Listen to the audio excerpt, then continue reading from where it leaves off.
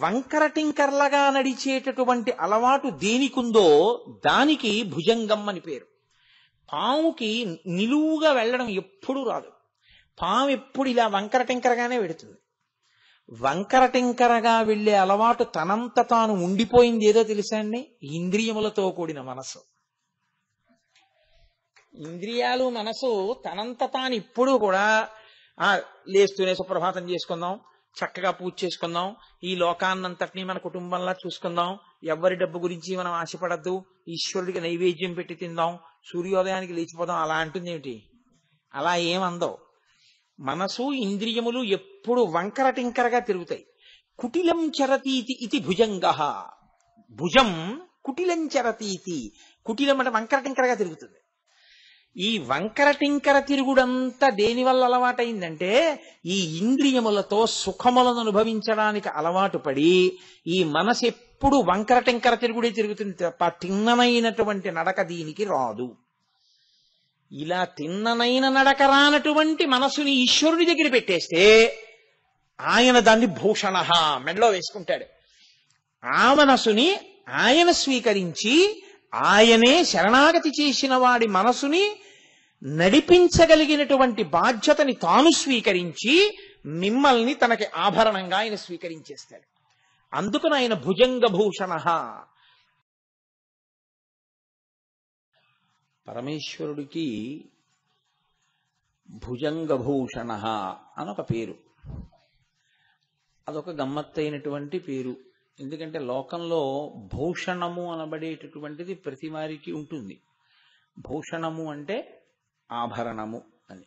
శరీరము యొక్క సౌందర్యమును ఇనుమడింపచేయుట కొరకు భూషణములను ధరిస్తారు. ఒకటి.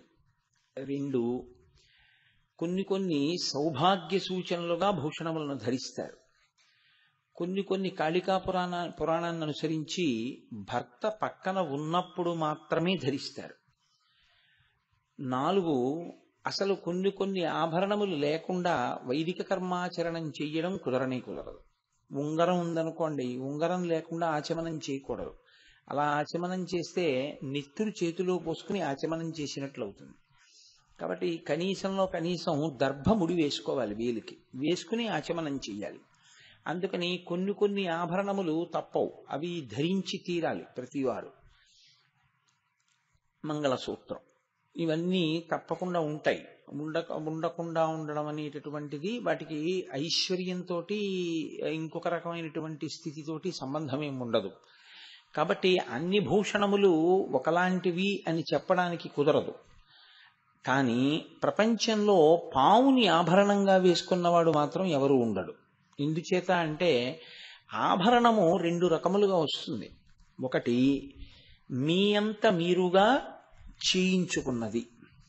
2, మీ యొక్క కీర్తి ప్రకాశం చేత కానీ లేదా మీకు బహుమానంగా కానీ వేరొకరి చేత ఇయ్యబడినది కదండి. ఇప్పుడు నాకు మెళ్ళో గొలుసు వేసుకోవాలని కోరిక పుట్టింది. అప్పుడు నేను నా స్వార్జితంతో ఒక గొలుసు వేసుకోవలసి ఉంటుంది. గండపిండేరం అలా సొంతంగా ఎవరికి వాళ్ళు వేసుకోకూడదు.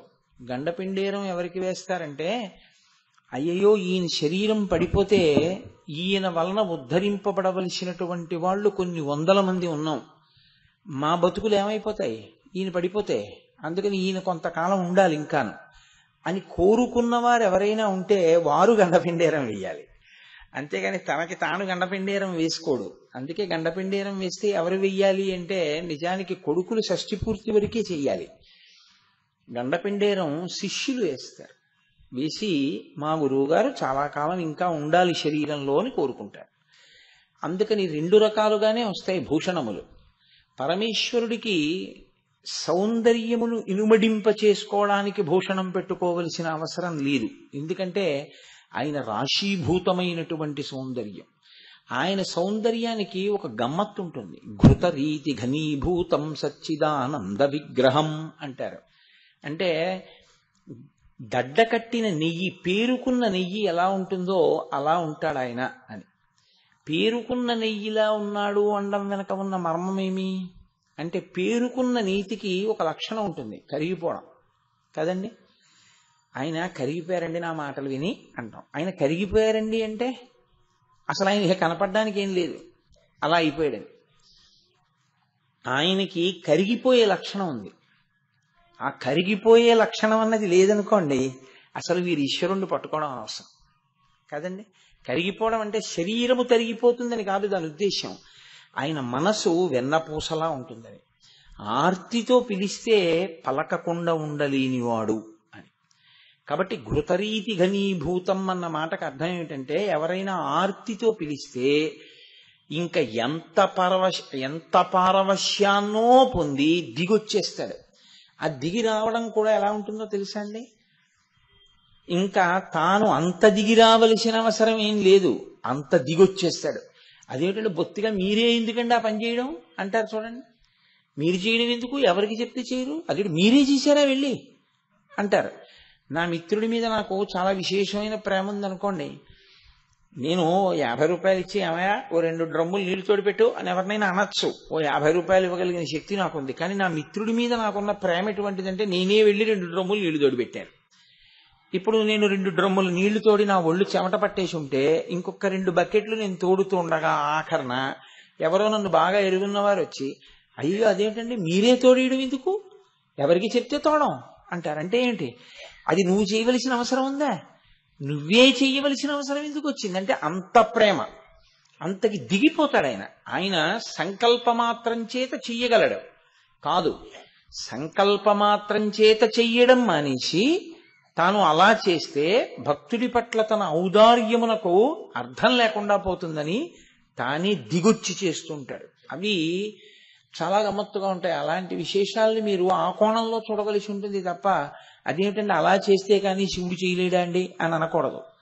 మీకు నేను ఒక ఉదాహరణ చెప్పాలి అంటే దానికి బాగా సరిపోయేటటువంటి వాడు మహానుభావుడు నందనార్. నందనార్ చిదంబరం వెళ్ళాలి అనుకున్నాడు. ఆయన అనుకుని యజమానిని అడిగాడు, నేను చిదంబరం వెళదాం అనుకుంటున్నాను నటరాజస్వామి దర్శనానికని. అంటే ఆయన అన్నాడు, వీడికి ఏం పిచ్చే వెర్రా, వీడి చిదంబరం ఎందుకు అనుకున్నాడు ఆయన. ఈయన భక్తి ఆయనకి ఏం తెలుస్తుంది, భక్తి తెలియబడేది కాదు, అర్థం అవ్వాలంతే. కాబట్టి ఆయన అన్నాడు, అలాగే దానికి ఉంది వెళ్ళు. అంతవరకే వినపడింది నందనార్కి. వెళ్ళన్నాడు, చాలు వెళ్ళిపోవచ్చు యజమాని అనుకున్నాడు. ఆయన అన్నాడు, ఇవాళ రాత్రి మనకున్నటువంటి ఓ 3000 ఎకరాల భూమిని దున్నేసి కలుపు తీసేయి, విత్తనాలు వేయి, ఆకుమడి వస్తుంది, ఆకుమడి అంతా తీ, దూరంగా వరి మొక్కలన్నీ పాతు చక్కగా పెంచి, ఎక్కడా చీడా పైడా పట్టకుండా చూడు, కంకులు వస్తాయి కోతలు కోసేయి, ఆ కంకులన్నీ దులిపేయి, ధాన్యం అన్ని బస్తాలకి ఎత్తేయి, మన ఇంటికి తెచ్చేయి, గడ్డంతా తీసుకెళ్లి వాము వేసేయి, నువ్వు చిదంబరం వెళ్ళిపో అన్నాడు. ఆయనకి ఏది వినపడిందంటే నువ్వు చిదంబరం వెళ్ళిపో అన్నది ఒకటే వినపడింది. ఆనంద పారవస్యంలో ఉన్నాడు. తర్వాత ఈ మాటలు అర్థమయ్యి, ఏంటి రాత్రి 3000 ఎకరాల భూమి నేను దున్ని పంట పండించేయడమా అని. వెళ్ళు అన్నాడు కదా, దాన్ని ఒక్కదాన్నే ఆయన స్వీకరించాడు. ఆయన అన్నాడు, తప్పకుండా మీ చేత ఇది చేసి వెళ్ళు అని ఎవరనిపించాడో వాడే నాకు దర్శనం ఇప్పించడానికి కూడా ఇది చేయించి దర్శనమిస్తాడు. ఇప్పుడు పూచి వాడిది అన్నాడు, వచ్చేసాడు. బ్రహ్మాండమైన వర్షం వచ్చింది. ఆ వర్షంలో అదే ఈశ్వర స్వరూపం, ఆ నల్లమబ్బు మెరుపుతీగా పార్వతీ పరమేశ్వరులు అన్నాడు, నర్తించి పొలం గట్టు మీద పడిపోయాడు. ఆయన సమాధిలోకి వెళ్ళిపోయాడు ఆనందంలో. ఇప్పుడు పరమేశ్వరుడు సంకల్పం చేస్తే అయిపోతాయి అవన్నీ. శివ సంకల్పమస్తు, అదేం పెద్ద విశేషం ఏంటి కాదు. నా భక్తుడు నా మీద ఇంత నమ్మకం ఉంచినందుకు నేనే దున్నుతానన్నాడు. కైలాసం నుంచి ఆయన దిగొచ్చి ఆ పట్టుపంచ పైకి తీసి గోచి పోసి ఎగ్గట్టాడు. ధర్మం వృషభం ఉందిగా ఆయన దగ్గర, ఆ ఎద్దుని పిలిచి కామధేనువుని నాగలి కట్టాడు. తాను స్వయంగా దుక్కి దున్నాడు. పరమశివుడి యొక్క పాదాన్ని స్పర్శ కలిగితే ఆ పుడమి ఎంత పులకించిపోతుంది. మహానుభావుడు విఘ్నేశ్వరుడు విత్తనాలు చల్లాడు. పరమశివుడు అంత చేస్తుంటే ఊరుకుంటుందా? పార్వతీదేవి నీళ్లు తోడిపోసింది, పొలమంతా నీరు పట్టింది ఆవిడ. ఇప్పుడు సుబ్రహ్మణ్యుడు వచ్చాడు, ఆయన వచ్చి కలుపంతా తీసేశాడు, అక్కర్లేని మొక్కలు అంతే. బ్రహ్మాండమైనటువంటి బియ్యం పండేశాయి. ఒక ఎకరంలో ఏదో 7 బస్తాలో 10 బస్తాలో పండవలసింది 100 బస్తాలు పండేశాయి. నందీశ్వరుడు వచ్చాడు, కోతలు కోసేశాడు, ఆ ధాన్యం అంతా బస్తాలకు ఎత్తేశాడు, దాని మీద నందీశ్వరుడు ముద్ర వేసేశాడు. ఈ బస్తాలన్నీ బండికి ఎక్కించాడు, గడ్డంతా వామి వేసేశారు ప్రమదగణాలందరూను. పరమేశ్వరుడు అంతర్ధానం అయిపోయాడు. తెల్లవారేటప్పటికి అవన్నీ తీసుకెళ్లి ఆయనకి ఇచ్చేశారు యజమానికి. ఇదిగో బస్తాలన్నీ పెట్టేశాం, ఇన్ని బస్తాల పంట పండింది, చూసుకో అన్నారు, లెక్క పెట్టుకోవచ్చి. ఆయన తెల్లబోయాడు, ఇదేంటి నేను ఏదో పరిహాసానికి అన్నాను, ఇవన్నీ ఎవరు దున్నేశారు, ఎవరు కోసేశారు? ఆయన వచ్చి చూస్తే పడిపోయి ఉన్నాడు నందనారు. ఆయనకు అర్థమైంది, ఓ ఇతని భక్తికి పరమేశ్వరుడే వచ్చి వ్యవసాయం చేశాడు. ఆయన కాళ్ల మీద పడి, ఈనాటి నుండి నువ్వు నా సేవకుడివి కావు, నీకు నాకు సగపాలు, నా తోడ పుట్టిన వాడితో సమానం అన్నాడు. ఆయనకి ఐశ్వర్యమా కావాలి? ఆయన నాకు శివదర్శనం చాలని చిదంబరం వెళ్ళిపోయాడు. సరే, ఆ తర్వాత చాలా కథ నడిచింది. అగ్నిహోత్రంలో ప్రవేశించమన్నారు, అగ్నిహోత్రంలోకి వెళ్ళాడు, అది పుష్పహారం అయిపోయింది. కాబట్టి భక్తుడి కొరకు ఈశ్వరుడు దిగొచ్చేస్తాడు. ఎంత దిగొస్తాడు అంటే దాన్ని ఇంత దిగొస్తాడు అని చెప్పడం కుదరదు. ఇందుకొరకు దిగి రావాలి అంటే అది ఆయన యొక్క రూపము. అది బాహ్య సౌందర్యం అంటే బాహ్య సౌందర్యం కూడా. అంతఃసౌందర్యం అంతులేని అంతఃసౌందర్యం. ఆయన చాలా బాగుంటాడు, అందరినీ మోసం చేస్తాడు, ఏమిటి ఉపయోగం? ఆయన పైకంత అందంగా ఉండకపోవచ్చు, జగత్తునంతటిని ఉద్ధరిస్తాడు. పరమాచార్య స్వామి వారు బాహ్యంలో ఎంత అందంగా ఉన్నారు అన్నది ఏ మూర్ఖుడు చూడ్డం, ఆయన అంతఃసౌందర్యమే కదా చూస్తారు. అలా పరమేశ్వరుడు ఘృతరీతి ఘనీభూతం సచ్చిదానంద విగ్రహం. ఆయన సత్తు చిత్తు ఆనందమైనటువంటి వాడు. అంతటి మహానుభావుడు ఆర్తితో ఎవరైనా పిలిస్తే కరిగిపోయేటటువంటి స్వభావం ఉన్నవాడు. అటువంటి పరమేశ్వరుడు ఆయన యొక్క అందాన్ని పెంచుకోవడానికి ఇప్పుడు కొత్తగా ఆభరణం ఒకటి ఆయన పెట్టుకోవలసిన అవసరం లేదు. లేదా ఎవరో ఇస్తే వాళ్ళ ప్రీతి కాదనలేక తాను పుచ్చుకోవాలి. ఎవరిచ్చిన లోకంలో సర్పదానం చేయడానికి అటువంటి వ్రతం లేదు కదండి. సర్పదానము అని వ్రతం ఒకటి ఉంటే అది మీరు నేను కూడా చెయ్యాలి, ఎప్పుడో అప్పుడు చెయ్యొచ్చు. కానీ దానిలో ఉండే ఇబ్బంది ఏమిటో తెలుసా అండి? ప్రతిగ్రహీత ఉండడు. సువర్ణదానం చేస్తున్నాం వచ్చి పుచ్చుకుంటారు, రజిత దానం చేస్తున్నాం పుచ్చుకుంటారు, లవణదానం పుచ్చుకుంటారు, పుస్తక దానం పుచ్చుకుంటారు, భూదానం పుచ్చుకుంటారు, కన్యాదానం సరే. సర్పదానం చేస్తున్నానండి మా ఇంట్లోనూ, అయ్యా మీరు వచ్చి బ్రహ్మస్థానంలో కూర్చున్నావు త్రాచుపామును పుచ్చుకోవాలి అన్నాను అనుకోండి, నీ అసాధ్యం మండిపోని, ఇది ఎక్కడ వ్రతం రా, నేను రానంటాడు. త్రాచుపాముని ఎవడ దానం పుచ్చుకుంటాడు? ఇదం నమమా నీళ్లు పోసి ఇచ్చేస్తే పుచ్చుకుంటాడు ఏంటి ఎవడైనా? ఎవరు పుచ్చుకోరు.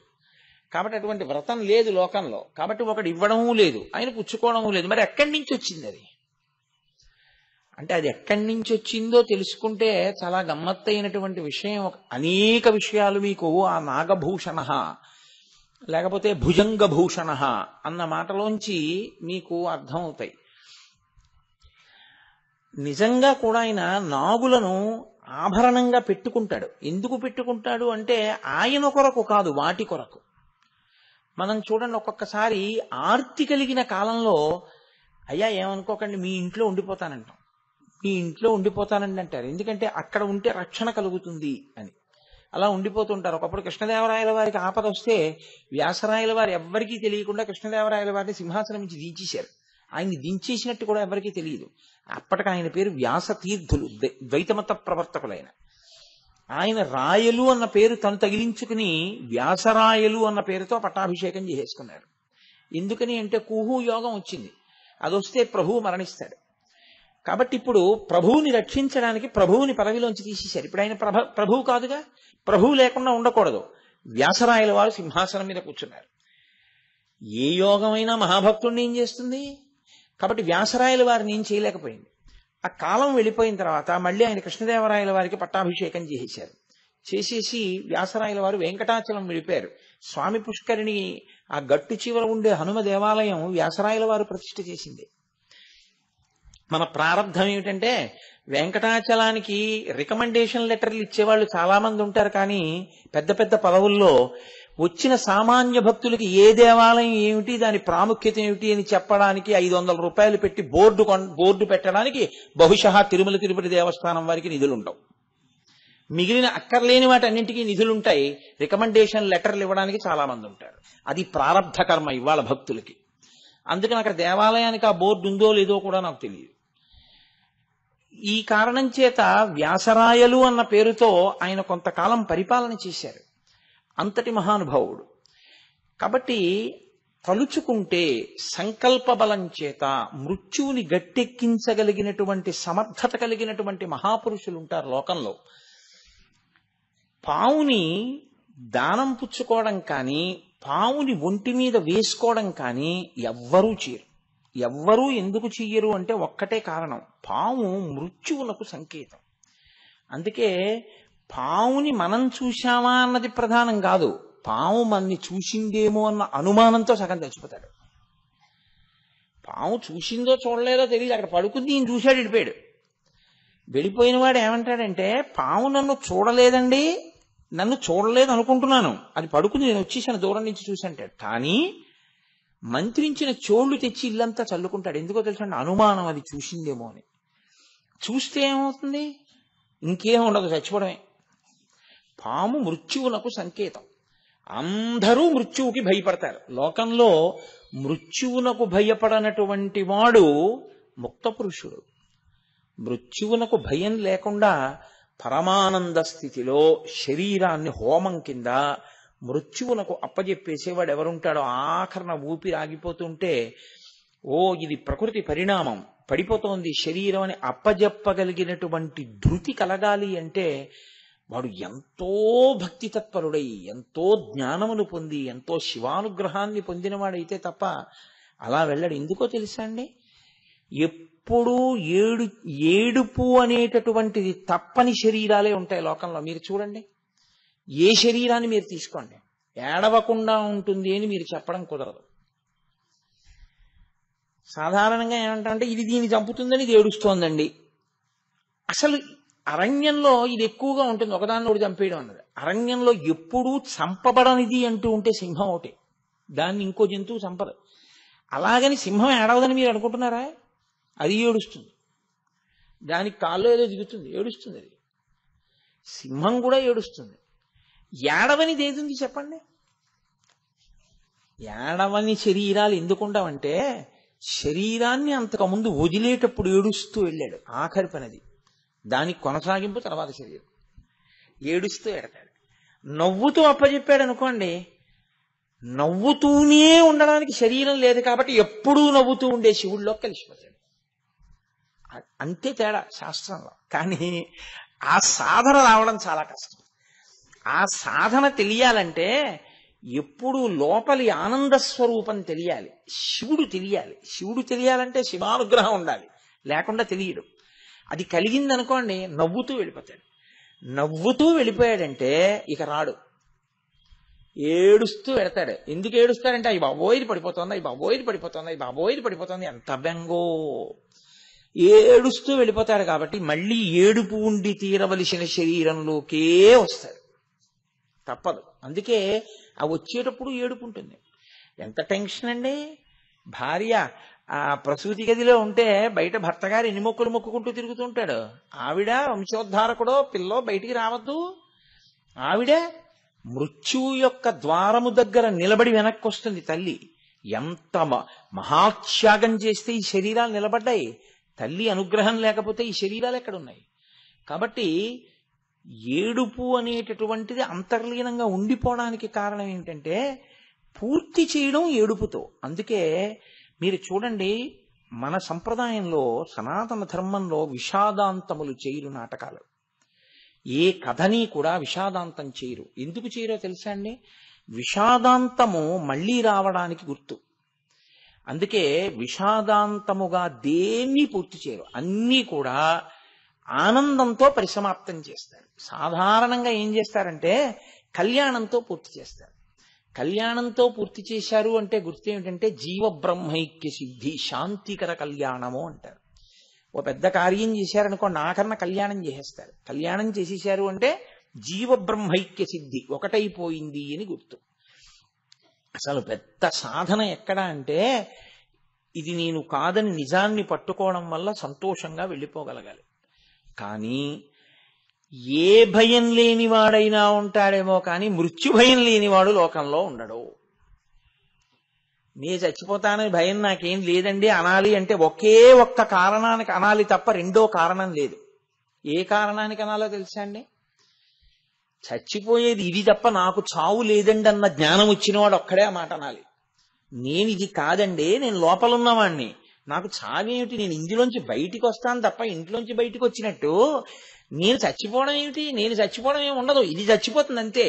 నేను ఎప్పుడూ ఉంటాను, ఏడవడానికి నాకు ఏమిటి భయం, ఎందుకు ఏడవడం, నేనేం ఏడవలసిన అవసరం నాకేం లేదు, నేను ఎప్పుడూ ఉంటాను, నేను ఉండకపోవడం ఏమిటా అన్నవాడు ఎవడుంటాడో వాడికి ఏడుపేం రాదు, వాడు అలాగే ఉంటాడు సంతోషంగా. ఇది పడిపోతుంటే అవును తెలుసు కదా, ఇంట్లోంచి బయటకు వచ్చాను, సినిమా హాల్లోంచి బయటకు వచ్చాను, సభలోంచి బయటకు వచ్చాను, గుళ్ళోంచి బయటకు వచ్చాను, ఇందులోంచి బయటకు ఎడతానని తెలుసు ఇప్పుడు బయటకు ఎడుతున్నాను, ఈశ్వరుడు ఆజ్ఞ అయింది వెళ్తున్నాను, అంత మాత్రం చేత నేను లేకుండా ఏం పోను. ఇంట్లోంచి బయటకు వస్తే నేను లేకుండా పోయానా, సభలోంచి బయటకు వెడితే నేను లేకుండా పోయానా, ఇందులోంచి బయటకు వెళ్ళినా నేను లేకుండా పోనన్నవాడు ఇంట్లోంచి బయటకు వచ్చినప్పుడు ఎంత నవ్వుతూ వస్తాడో ఇందులోంచి బయటకు వెళ్ళినప్పుడు అంత నవ్వుతూ పెడతాడు. అంత నవ్వుతూ వెళ్ళాడు కాబట్టి వాడికి ఏడవడానికి శరీరం పుచ్చుకోకూడదు, కాబట్టి వాడికి రాడు. అదే శివానుగ్రహం. కాబట్టి ప్రపంచమంతటినీ ఆవహించినది ఏదుందో అది మృత్యు భయం. నాకు డబ్బు లేదన్న భయం లేదు, పిల్లలు వృద్ధిలోకి రాలేదన్న భయం లేదు, ఆరోగ్యం లేదన్న భయం లేదు, తిన్నది జీర్ణం కాదన్న భయం లేదు, మృత్యు వచ్చేస్తుందేమో అని భయం.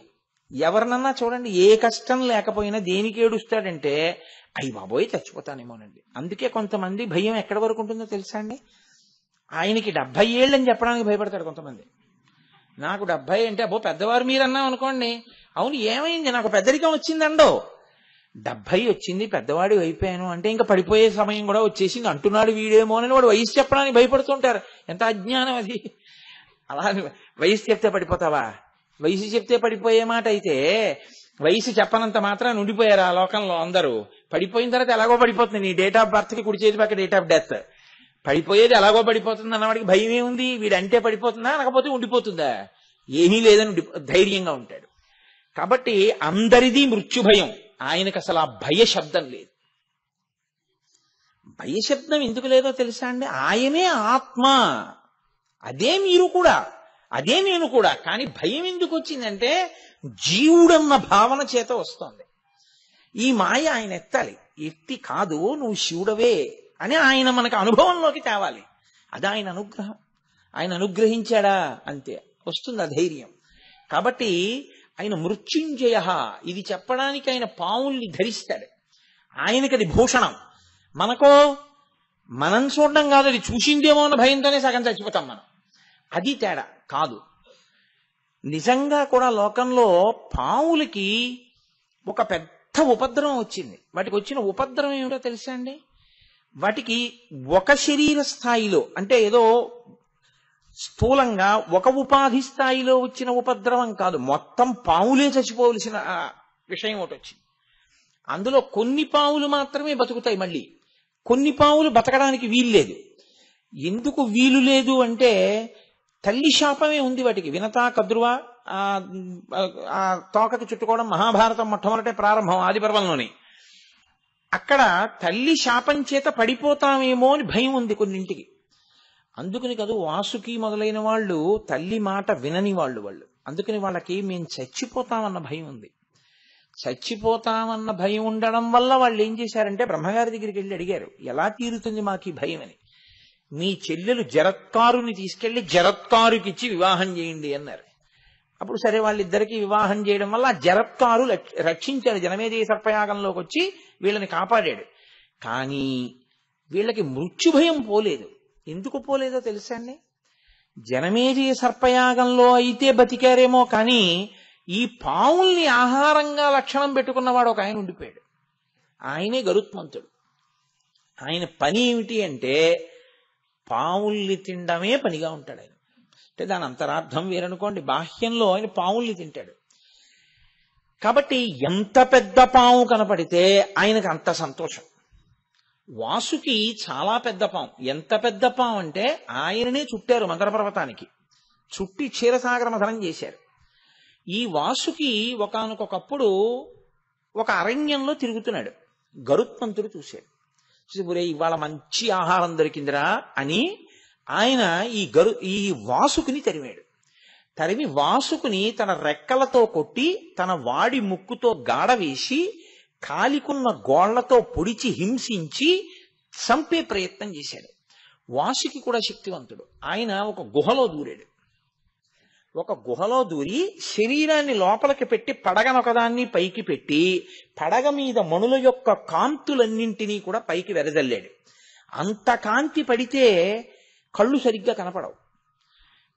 గరుత్మంతుడికి ఉన్న గొప్ప శక్తి ఏమిటంటే చూడగలగడమే. వైనతేయులు 7వ అంతరంలోంచి చూస్తారు. వాళ్ళు ఎంత దూరం నుంచి అయినా చూస్తారు. అది వాళ్ళకే ఉన్న శక్తి. రామాయణంలో కిష్కింధకాండలో చెప్తారు. కాబట్టి ఇప్పుడు ఆయనకి చూడగలిగిన శక్తిని తగ్గించడానికి ఆయన మణుల కాంతిని వెదజల్లి పక్షి కొంచెం దూరంగా ఎప్పుడు వెళ్ళిపోతుందంటే అగ్నిహోత్రాన్ని చూస్తే వెళ్ళిపోతుంది పక్షి. చెట్టు కింద మంటలు ఉన్నాయనుకోండి, పక్షులు లేచి వెళ్ళిపోతాయి. అందుకని నోట్లోంచి విషాగ్నిని వెదజల్లాడు. ఈ విషాగ్నికి మణుల కాంతికి మరింత కోపం వచ్చింది గరుత్మంతుడికి. ఇవాళ వాసుకిని చంపి తీరుతానని ఇటు వాసుకి ఇటు గరుత్మంతుడు భయంకరమైన యుద్ధం చేస్తున్నారు. తండ్రి కశ్యప ప్రజాపతి ఆయన వచ్చాడు. వచ్చి అన్నాడు, ఒరే తినడానికి నీకు ఇంతకన్నా ఆహారం లేదురా, ఏమిట్రా ఈ ఉపద్రవం, ఏమిటి కొట్టుకోవడం, ఊరుకో అని ఆయన వేరే ఒక పెద్ద విశేషాన్ని ఒకదాన్ని చెప్పాడు. ఫలానా చోటుకెళ్ళు, ఫలానా చోట ఒక బ్రాహ్మణుడు ఉన్నాడు, ఆ బ్రాహ్మణుడిని తిన్నప్పుడు కంఠం మండుతుంది, మండినప్పుడు బయటకు ఉమ్మేసి. సరే అదంతా వేరు కాదనుకోండి, ఇప్పుడు అప్రస్తుతం, నేను దాని జోలికి వెళ్ళను ఇప్పుడు. ఎందుకంటే వెళితే మళ్ళీ అది ఇంకొక వైపుకి వెళ్ళిపోతుంది ఆ ఏరంతా. కాబట్టి నువ్వు వాళ్ళు అటువైపుకి వెళ్ళు అంటే గరుత్మంతుడు వెళ్ళిపోయాడు.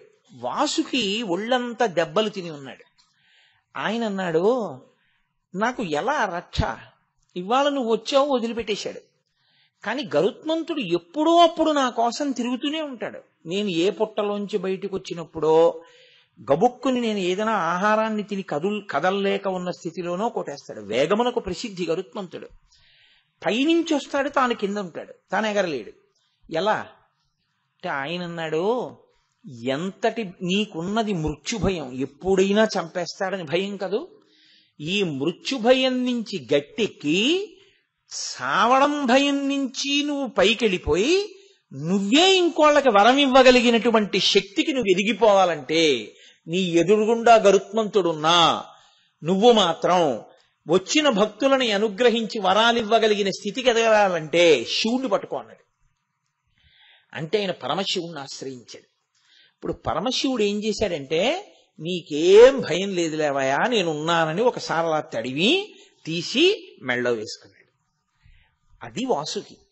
క్షీరసాగర మథనంలో మందర పర్వతంలో చుట్టబడిన వాసుకి గరుత్మంతుడి నుండి రక్షణ కొరకు పరమశివుడి యొక్క మెడలో ఉంటుంది. ఇప్పుడు ఆయన మెడలో ఇలా పడగ విప్పి ఉండగా శ్రీ మహావిష్ణువు మీకు ఈ కబురు చెప్పమన్నారు అని గరుత్మంతుడు వచ్చినా అది ఇలా పడగ విప్పే ఉంటుంది. ఎందుకని అంటే శివసన్నిధిలో భయం లేదు. ఇప్పుడు దానికి ఎంత భయం లేకుండా పోయిందో తెలుసా అండి. ఆయన హాలాహలం తాగుతుంటే అగ్నిహోత్రాన్ని తాగుతున్నా అది కందను కూడా కందలేదు, కిందకు కూడా వదలలేదు. అయితే శివుణ్ణి పట్టుకున్న వాళ్ళ స్థితిలా ఉంటుంది. ఆయన ఇంకో వరం ఇచ్చాడండి. శివుణ్ణి పట్టుకోవడం అంటే ఒక అందుకు పట్టుకుంటే ఎంత దూరం వెడుతుందో చూడండి. ఆయన అనుగ్రహం అంటే అది శివానుగ్రహం అంటే. అందుకే లోకంలో శాపవాక్కు ఒకటి ఉంటుంది. ఏమిటో తెలుసా అండి ఆ శాపవాక్కు?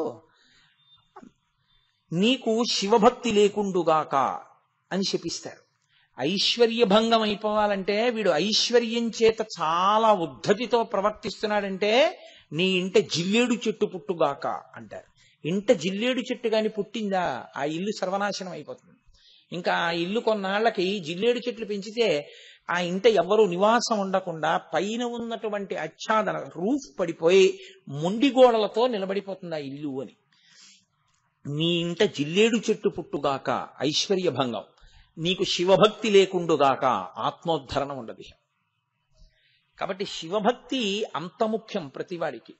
శివభక్తి లేకపోతే వాడి ఆత్మకి వాడు ఉద్ధారకుడు కాలేడు, వాడు పైకి రాలేడు. అందుకే చేతులారంగ శివుని పూజింపడేని అంటారు పోతన గారు.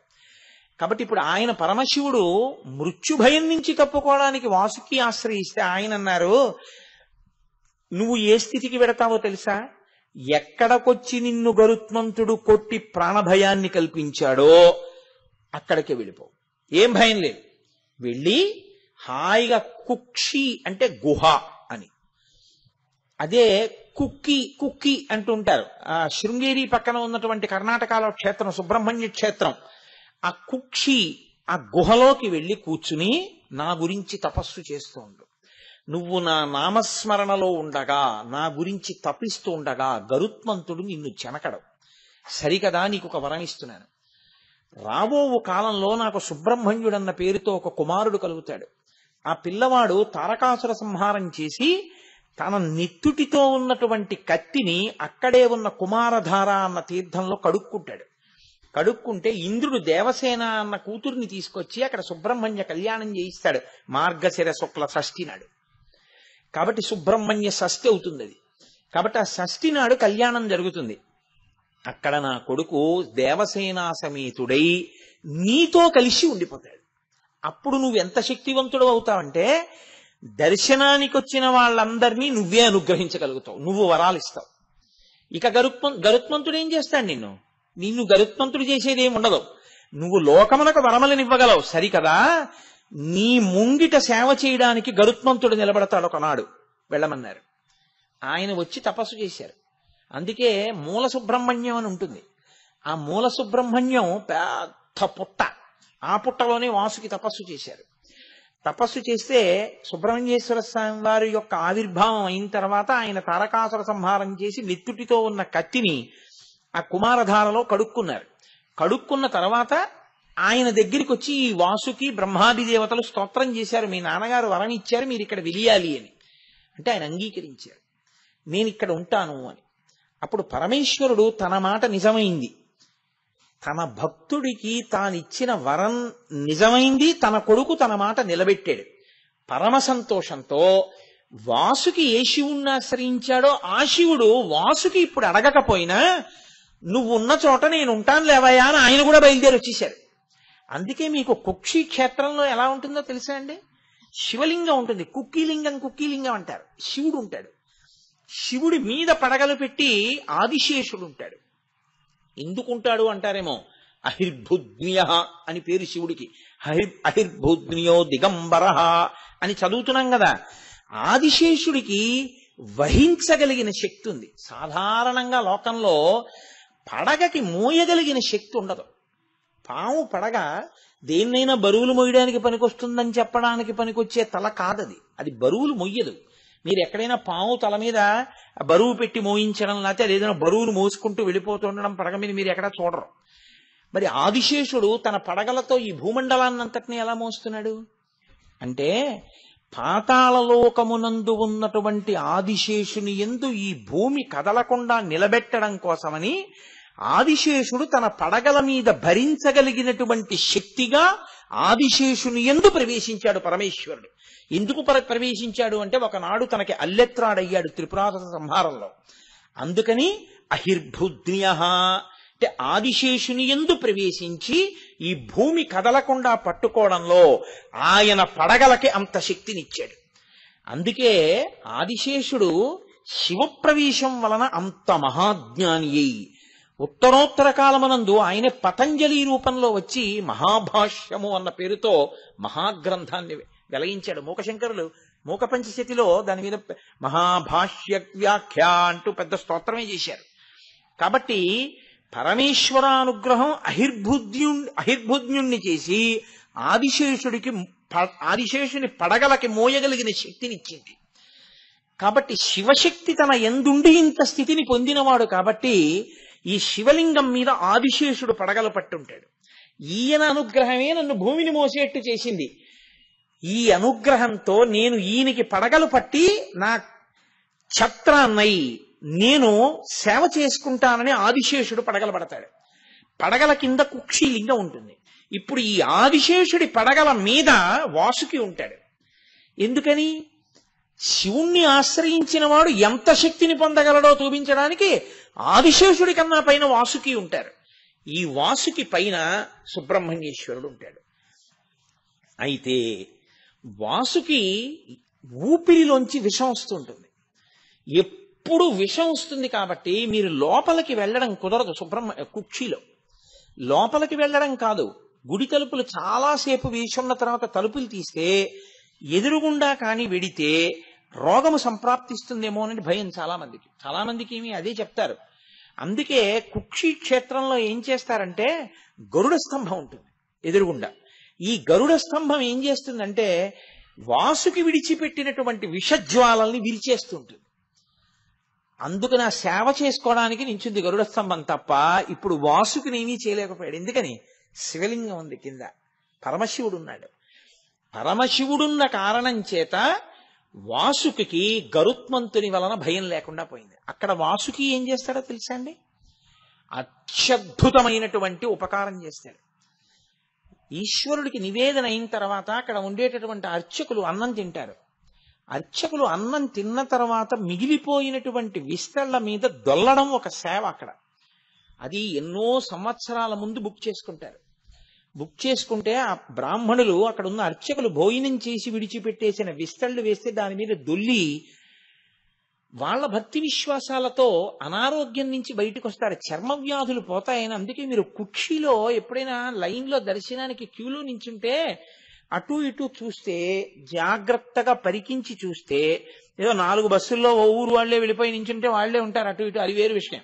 మీరు ఏ ఒక్కరో వెళ్ళి నిలబడితే మీ ముందు, మీ వెనక, మీ పక్కన చాలా మంది రకరకాల చర్మ వ్యాధిగ్రస్తులు నిలబడి కనపడతారు. ఎందుకో తెలుసా అండి?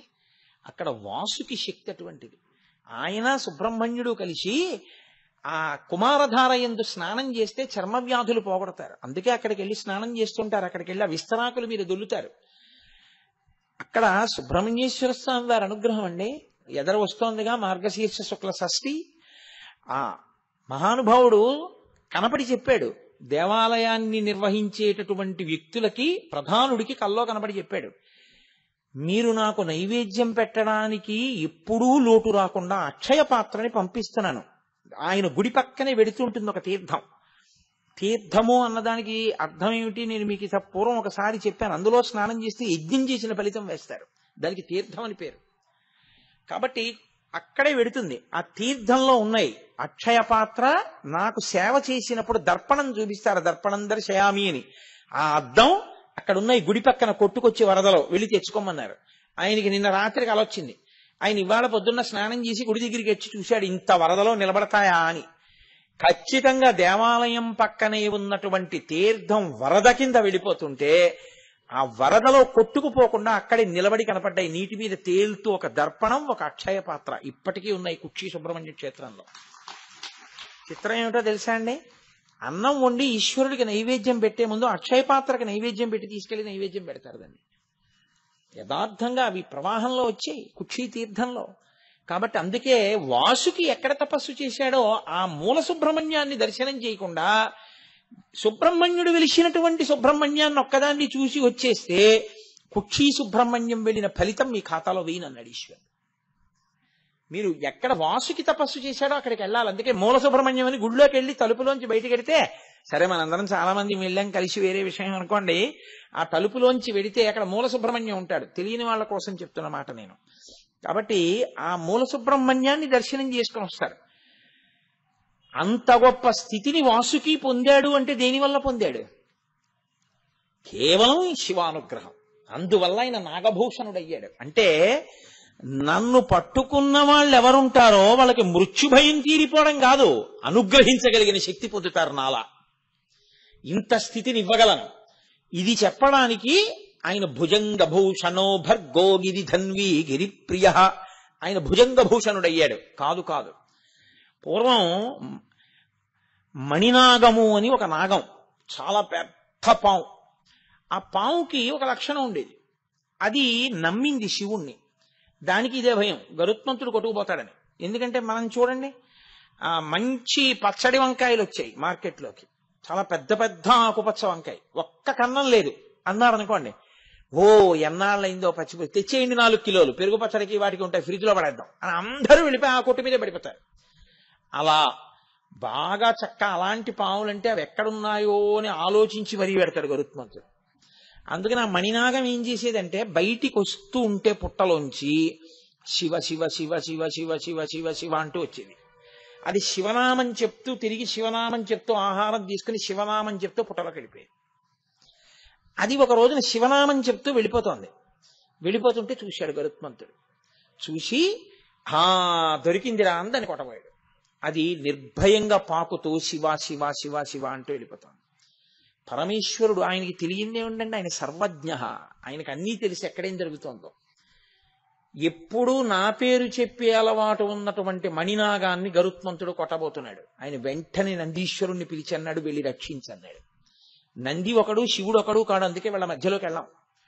వెంటనే నంది, నేను వెళ్లి గరుత్మంతుణ్ణి చెనకితే బాగుండదు, శివకేశవులు రెండుగా కనపడే ఒకరు, శ్రీ మహావిష్ణువుకి చెప్తే ఆయన వాహనం కాబట్టి ఏమిటయా ఈ పని అంటారు. మేమిద్దరం ఈక్వల్స్, నేను ఈయన వాహనాన్ని ఆయన వాహనం కాబట్టి బొత్తిగా ఏమైనా నువ్వు మాట చెప్పపోయావా అంటాడేమో రేపు పొద్దున వాళ్ళ ఓనర్ గారికి చెప్పేస్తే గొడవ వదిలిపోతుంది. అందుకని చెప్పి ఆయన వెళ్ళి విష్ణువుకి చెప్పారు.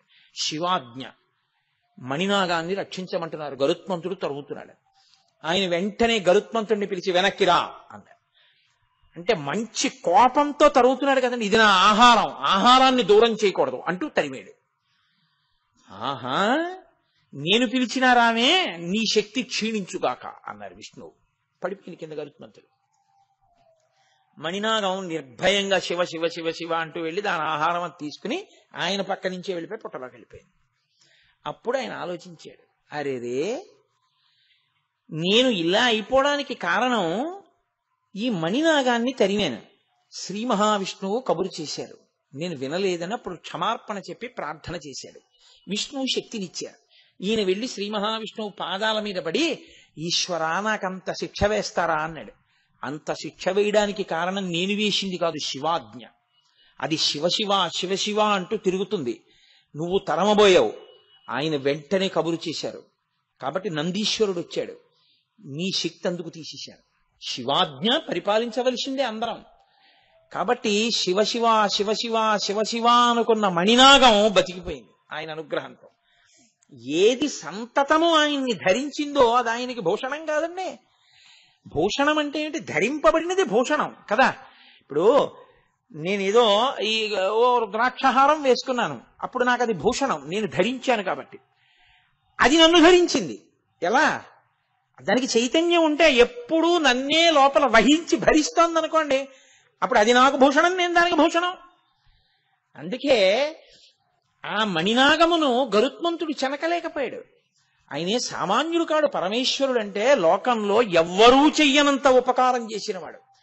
గరుత్మంతుని చేత నిత్య భయం ఉన్నటువంటి పాములకి అభయం ఇచ్చి తన ఒంటి మీద వేసుకుని కాపాడినవాడు. అందుకనే ఆయన భుజంగభూషణుడయ్యాడు. ఇది బాహ్యంలో ఉండే. ఇలా నేను చెప్తూ వెళితే, నేను ఇప్పుడు మీకు చెప్పినవి స్కంద పురాణాంతర్గతమైనటువంటి విశేషాలను తీసుకొచ్చి మీకు ఆ మహేశ్వర ఖండంలోంచి వాటిల్లోంచి కొన్నింటిని చూపించాను.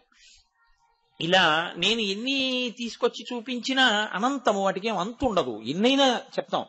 ఆదిశేషుడు ఆయన కాలికి గజ్జెగా ఎందుకు అవుతాడు అని ఒక విషయం ఉంది. ఇప్పుడు అది నేను చెప్పడం మొదలెడితే భుజంగ భూషణతో సరి నాకేమో ఇదేంటి హాఫ్ అన్ అవర్ లెఫ్ట్ అని బెల్ కొట్టడానికి టైం దగ్గరికి వచ్చేసింది, ఇంకా 2 రోజులు ఉంది, పూర్తి అయిపోవాలి సిలబస్ కదా. అందుకని ఆయన భుజంగ భూషణం, ఆయన భుజంగమును ధరిస్తాడు. కాదు కాదు, భుజంగం అన్న మాటకి ఒక అర్థం ఉంది. భుజంగం అంటే ఏమిటో తెలుసా అండి? పాము, పైకి అర్థం. పాముకి ఒక లక్షణం ఉంటుంది, మీరు చూడండి, ఏదైనా కదిలిందనుకోండి అంతా కదులుతుంది. ఇప్పుడు నేను లేచాను అనుకోండి, నా శరీరం అంతా కదులుతుంది. పాముకున్న లక్షణం ఏమిటో తెలుసా అండి? కనీస కదలిక లేకుండా కొంత శరీరం ఉండిపోయి కదలికతో కొంత శరీరం ఉంటుంది. ఒక పెద్ద పాము ఉందనుకోండి, 10 మీటర్ల పాము, అది చుట్టుకు పడుకుంది. ఓసారి నాకు అలా దర్శనం ఇచ్చాడు ఈశ్వరుడు. నా అదృష్టం బతికిపోయాను అనుకోండి. ఆ రోజుల్లో మీరు పరిహసించవలసిన విషయం అనుకుంటున్నారా? ఏ సామాన్యంగా బతికి బట్ట కట్టాను అనుకుంటున్నారా? నేను కటిక చీకట్లో హెడ్ లైట్ వేసుకోవడం మర్చిపోయి వెళ్ళిపోయాను స్కూటర్ మీద. తీరా దగ్గరికి వెళ్ళేటప్పటికి అలా చూస్తే ఏదో పెద్దది పడుకున్నట్టు అనిపించింది. ఆ రోజుల్లో నేను సామర్లవాడలో పనిచేసేవాడిని. ఆ పక్క పొదల్లోంచి అక్కడ నల్లత్రాసు ఉంటుంది అని చెప్పేవారు మా వాళ్ళు. అయ్యి బాబాయ్, పాము కాదు కదా అని లైట్ వేశాను. ఇక పామేది? దాని మీది నుంచి ఎక్కేయలేక వెళ్ళలేక ఏం చేస్తున్నానో తెలియని స్థితిలో కుడికాలతో బ్రేక్ దొక్కాను స్కూటర్కి. 2 కాళ్ళు స్కూటర్ మీద నిలబడి కూర్చోడానికి, కారు కాదుగా, ఎడంకాలు కిందకు వచ్చింది. అది వెంటనే చుట్టుకున్న చుట్టలో ఇలా అడ్డంగా రోడ్డుకున్నటువంటి శరీరం వెనక్కి తీసింది. పడగ ఇలా ఇలా ఇలా ఇలా వెనక్కి వచ్చి ఇలా విప్పింది. చక్కగా పాదం అక్కడే ఉంది, ఎడం పాదం. హెడ్ లైట్ కాంతిలో మెరిసిపోతోంది. ఇలా పైకెత్తి చూసింది, ఇలా కిందకి చూసింది. ఏమో ఈశ్వరుడు ఏమన్నాడో తెలియదు, మరి కొట్టకు అని ఉంటాడు శివాజ్ఞ. అది తలదించి వెళ్ళిపోయింది అటు. అది వెళ్ళిపోయింది, నేను వెళ్ళిపోయాను. కానీ నేనేం చెవుళ్ళు అవి చల్లించుకోలేదు. ఎందుకనంటే అది కొట్టేయాలి అంటే అప్పుడు నాకు ఎవ్వరూ లేరిక, నన్ను రక్షించగలిగిన వాళ్ళు చక్కగా కొట్టేయచ్చేది. కానీ అది ఎందుకో ఇలా తలెత్తి చూసింది, కిందకి చూసింది, వెళ్ళిపోయింది. బహుశా వీడు నన్ను చంపుదాం అనుకున్నవాడు కాడు, ఏదో పొరపాటునొచ్చాడు. వీడిని నేను ఎందుకు చంపాలనుకుందో ఏమో, ప్రాణభిక్ష పెట్టి వెళ్ళిపోయింది. ఈశ్వరుడు వీడేదో శివాలయ పునర్నిర్మాణంలో 30 రోజులు ఉపన్యాసాలు అవి చెప్పవలసిన అవసరాలు కొన్ని ఉన్నాయనుకున్నాడో ఏమో, ఉంచేశాడు. కాబట్టి ఆనాడు అది కరవలేదు. కాబట్టి అది ఏం చేస్తుందంటే, ఓ చుట్ట చుట్టుకుని పడుకుందనుకోండి, ముందు దాని తలొకటే కదులుతుంది. తలొక్కటి కదిలి వెడుతుంటే మిగిలిన చుట్ట అలాగే ఉంటుంది. చుట్టంతా ఏం కదిలిపోద్ది దానికి, ఏదో పులి పరిగెడితే లేచిపోయినట్టు, ఏనుగు పరిగెడితే ఒళ్ళు లేచిపోయినట్టు లేచిపోద్ది దానికి. మిగిలిన చుట్ట అలాగే ఉంటుంది. కొంత భాగాన్ని బయటికి వస్తుంది. ఆ తర్వాత అది వెళ్ళిపోదాము అనుకుంటే మాత్రం అలా కదిలి కదిలి కదిలి కదిలి కదిలి కదిలి వెళ్ళిపోయిన తర్వాత చిట్ట చివర తోక భాగం కదిలి వెళ్ళిపోతుంది. ఆ చుట్ట అలా విప్పుకుంటుంది, విప్పుకుని విప్పుకుని విప్పుకుని విప్పుకుని కదులుతుంది. అప్పుడు మొత్తం పాము కదులుతుంది. లేకపోతే ఒక్కొక్కసారి అక్కడ వరకే వెళ్ళి మళ్ళీ వెనక్కి వచ్చి ఇచ్చేది, చుట్టంతా కదలదు. అది కాలము యొక్క స్వరూపం. కాలము భూత భవిష్యత్ వర్తమాన అని 3 కింద కదిలిపోతుంటుంది. చుట్టొక్కటి చుట్టుకు పడుకుంటుంది పావులాగే. అది భూతకాలముగా తినేస్తుంది కొన్నింటిని. గడిచిపోయిన కాలంలో మా నాన్నగారు, మా అమ్మగారు, మా తాతగారు, మా అక్కయ్య గారు అందరూ పడిపోయారు. భవిష్యత్, ఆ భవిష్యత్తులో కూడా తింటుంది, వర్తమానమునందు తింటూ ఉంటుంది. కాలరూపంగా కదులుతుంది. ఆ కదలికకి చుట్టలు చుట్టుకున్నటువంటి ఆ పాము యొక్క శరీరం, ఆ కదలికని కాలం అంటారు. కాలమునకున్న లక్షణం ఏమిటంటే పాపపుణ్య ఫలితములనిచ్చుట, శరీరములనన్నిటినీ పడగొట్టివేయుట. అన్ని కాలంలో పడిపోతాయి. అటువంటి కాలమునకు అందరూ పడిపోతే, కాలమునకు కాలునికి కామమునకు లొంగక కాలుణ్ణి కాముణ్ణి కూడా నియంత్రించిన వాడెవడో వాడు భర్గ. అందుకని ఆయనకు అది ఆభరణం.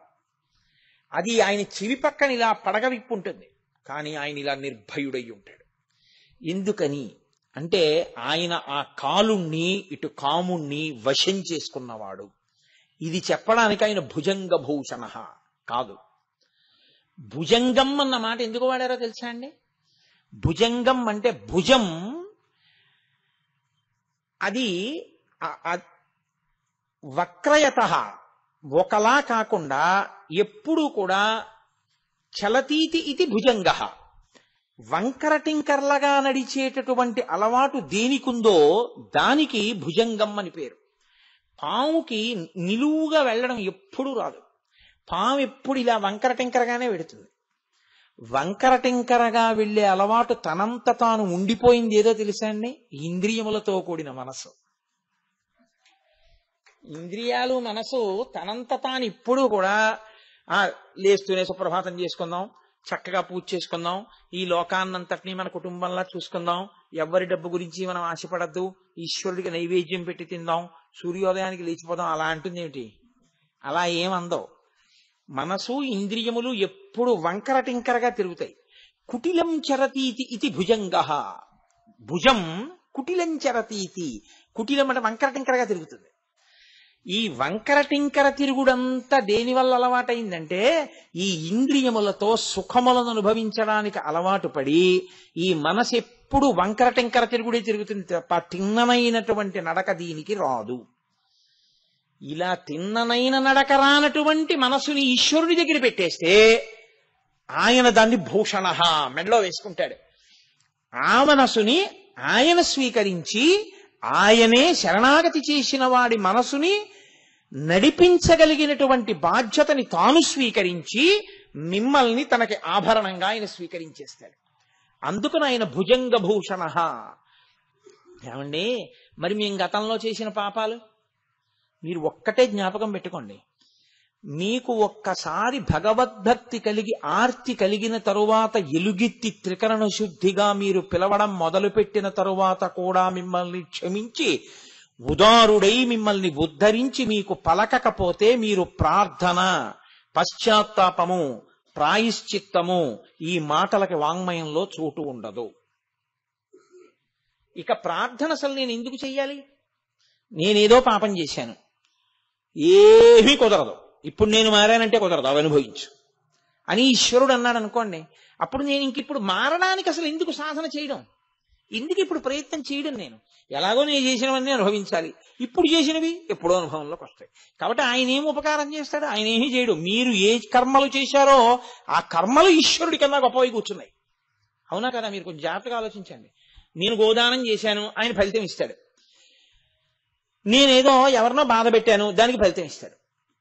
నేను బాధ పెట్టినటువంటి పాపాన్ని తీయలేడు, నేను గోదానం చేసిన పుణ్యాన్ని ఆయన తీసేయలేడు. ఇప్పుడు కర్మ గొప్పదా, ఈశ్వరుడు గొప్పవాడా? కర్మ గొప్పది. అప్పుడు ఈశ్వరుడి స్థితి ఏమిటి? అది కాదు సనాతన ధర్మంలో. మీకొకసారి పశ్చాత్తాపం కలిగి త్రికరణ శుద్ధిగా మీరు ఈశ్వరుణ్ణి ప్రార్థిస్తే అది ఘృతరీతి ఘనీభూతం దయాళువై పాపమునకు ఇవ్వవలసిన భయంకరమైన ఫలితాన్ని బాగా తగ్గించేసి ఇచ్చేస్తాడు. అంత తగ్గించి ఇవ్వగలిగినటువంటి కృపకి, ఆ స్థితికి మహానుభావుణ్ణి ఇప్పటికైనా మారి మనం ఆయన పాదాలు పట్టుకుందాం అనుకుంటాం. పుణ్యాన్ని ఎందుకు తీసేయడం? అది ఉన్నా కూడా మీరు అనుభవించడానికి శరీరంలోకి రావాలి. కాబట్టి ఇప్పుడు పుణ్యము లేదు, పాపము లేదు, అనుభవించడానికి ఏమీ లేకపోతే రావడం ఎందుకు? ఎత్తి మెళ్ళబడేసుకుంటాడు. ఇంత పాపపు నడవడి కలిగిన వాడిని ఆయనకు ఆభరణం అయిపోయాడంటే, ఒకప్పుడు పాపపు నడవడి, ఇప్పుడు ఆయన మెళ్ళో ఉంటే ఆరాధనీయము. అది ఆ వాసుకి మీకు అనుగ్రహ ప్రదాత అయిపోతాడంతే జీవుడు, ఆ స్థితిని పొందేస్తాడు. ఇది చెప్పడానికి ఆయన భుజంగభూషణ. భక్తి అన్న మాటకు అర్థం ఏంటి? వేదం చెప్పింది చేస్తే కదా భక్తి. అప్పుడు భక్తి లేని స్థితే, భక్తి ఉన్న స్థితే అది. అది మెట్ట వేదాంతం అంటారు, అర్థం లేని వాదం, అది పిడివాదం. కాబట్టి ఆ స్థితిలో ఎవడు నిలబడతాడో వాడికి ఆ కర్మలు మళ్ళీ ఇంకా ఫలితాన్ని ఇవ్వడము అనేటటువంటిది ఉండదు. ఆయన ఖాతాలో ఆఖరికి వెళ్ళేటప్పటికి ఈశ్వరుడు ఏం చేస్తాడంటే కుడి చేతి వైపు పేజీ మీద ఇలా కొట్టేస్తాడు. ఏం లేదు, పాపం తీసేశాను, పుణ్యం తీసేశాను. పుణ్యం లేదు, పాపం లేదు, అనుభవించడానికి ఏం లేదు. కాబట్టి ఏం చేస్తాడు? నవ్వుతూ వెళ్ళిపోయే స్థితి ఇచ్చేస్తాడు. నవ్వుతూ వెళ్ళిపోయాడు కదా, రావక్కర్లేదు, తన మెళ్ళో పడేసుకుంటాడు. అది పాము అని మీరు అనుకుంటున్నారు, కానీ ఇప్పుడు అది భుజంగభూషణ, తన మెళ్ళో వేసుకుంటాడు. ఇది ఆయన ఇవ్వగలడు కాబట్టి ఇమ్మని ప్రార్థించారు. నేనేమీ చెయ్యలేదని చెప్తున్నాను, నన్ను అనుగ్రహించన్నారు కొంతమంది. శ్రీశైలేషు భజింతునో యభవ కాంచీనాథు సేవింతునో కాశీవల్లభు కల్వబోధున మహాకాళేషు పూజింతునో నా శీలం మణువైన మేరుమణుచున్ రక్షింపవే నీ కృపాశ్రీ శృంగార విలాసహాసముల చేసి కాళహస్తీశ్వర అంటాడు ధూర్జటి. కాబట్టి భుజంగభూషణ అంటే కుటిలముగా వంకర టింకర్లగా తిరిగేటటువంటి అలవాటు ఉండిపోయినటువంటి స్థితి నుంచి ఉద్ధరించగలిగిన వాడు. అంటే మనసు కోర్కెతో వెంపర్లాడకుండా చేయగలిగినటువంటి స్థితి ఉన్నవాడు. అయితే మీరు నాతో ఒక మాట అనొచ్చు, అయితే ఏమండి భాగవత సప్తాహం చేద్దామని ఉంది, ఆ కోరిక కూడా మాకు పుట్టకూడదా? మరి అది కూడా కోరికేగా. మరి ఆ కోరిక తీర్చుకుంటే మళ్ళీ ఇంకోసారి సప్తాహం చేద్దాం అనిపిస్తే తప్పేమో. మీరు ఎప్పుడూ ఒకటి గుర్తుపెట్టుకోండి, వెంకటేశ్వర స్వామి వారి ముందు నిలబడి ఇద్దరు నమస్కారం చేశారు. ఒక ఆయన అన్నాడు, ఈశ్వర నా కొడుక్కి మంచి ఉద్యోగం వచ్చేటట్టు చూడు. ఇప్పుడు ఆయన కామిత భక్తుడు, ఆయనకి కామ్యముతో నమస్కరించినాడు. ఇంకొక ఆయన అన్నాడు, ఈశ్వర మా ఊళ్ళో వెంకటేశ్వర వైభవం చేద్దాం అనుకుంటున్నాం, నిర్విఘ్నంగా వెంకటేశ్వర వైభవం యొక్క ప్రయోజనం అందరికీ అందేటట్లుగా చూడు అన్నాడు. ఇద్దరూ కోరికలు కోరిన వాళ్లేనా? కాదు. శాస్త్రంలో ఎవడు కేవలము ఈశ్వర భక్తిని మాత్రమే కోరాడో వాడు కోరనివాడు. ఈశ్వర భక్తి వినా ఈ లోకమునందు పనికొచ్చేవి మాత్రమే కోరినవాడి. కాబట్టి భాగవత సప్తాహం చేయడం కోరికేనా అంటే కోరిక లేని స్థితే అవుతుంది అది. ఎందుకంటే అది ఉద్ధరణ మార్గం. మీరు ఒక్కటే గుర్తుపెట్టుకోవాలి, తాడే ఇలా తిప్పేశారు, కట్టేశారు, ఇలా తిప్పేశారు, విప్పేశారు. అప్పుడు తాటిని తిప్పారు, ఇప్పుడు తాటిని తిప్పారు. కానీ ఒకసారి తిప్పితే కట్టుకుంది, ఒకసారి తిప్పితే విప్పుకుంది. ఈశ్వరుడి ముందుకెళ్ళి నిష్కామంగా ఈశ్వర కార్యం చేయడం తాడు విప్పుకోవడం, ఈశ్వరుడు ముందుకెళ్ళి కామంతో కార్యం చేయడం, కామం అంటే కోరికతో మీరు ఒక పని చేయడం కట్టుకోవడం, అది కట్టుకోవడమే. నాకో పుణ్యం వస్తుందండి అని చేశాను అనుకోండి, ఆ పుణ్య ఫలితాన్ని అనుభవించడానికి రావాలి. అది వద్దు, ఇది వద్దు. చేసేసి ఉమామహేశ్వర పర బ్రహ్మార్పణమస్తు, వాడు చేయించాడు, వాడికి వెళ్ళిపోయింది. నీకేముంది? ఏమీ లేదు, నాకేం అక్కర్లేదు కూడా. కాబట్టి ఇప్పుడు ఇటు లేదు అటు లేదు, 2 పేజీలు లేవు, పుస్తకం ఏంటి ఇంకా? కాబట్టి వాడు నవ్వుతూ వెళ్ళిపోతాడు. కాబట్టి చేసిన కర్మని ఈశ్వరునికి ధారపోసి బ్రతుకుట త్రికరణ శుద్ధిగా. నీకు ఫలితం ఈశ్వరుడే. ఇలా చేసిన వాడు ఎవడుంటాడో వాడిని ఈశ్వరుడే పొదివి పట్టుకుని ఉంటాడు. ఇంకంతకన్నా ఏం కావాలి నీకు? ఈశ్వరుడే కాపాడుతుంటాడు. అది అచంచల భక్తి. అటువంటి స్థితిని పొందుట కొరకు ఆ మార్గమును దిద్దగలిగిన వాడెవరో వాడికి భుజంగభూషణుడని పేరు. ఎన్ని అర్థాలు వస్తున్నాయి చూడండి. నామం ఒకటే, కానీ ఆ ఒక్క నామంతో ఎన్నిటినో ప్రతిపాదన చేస్తారు. లోకంలో అవతల వాణ్ణి పడగొట్టడానికి ఎన్నో సాధనములు ఉంటాయి. దృష్టి దగ్గర నుంచి, దృష్టి కూడా పడగొట్టడానికి సాధనం తెలుసా అండి?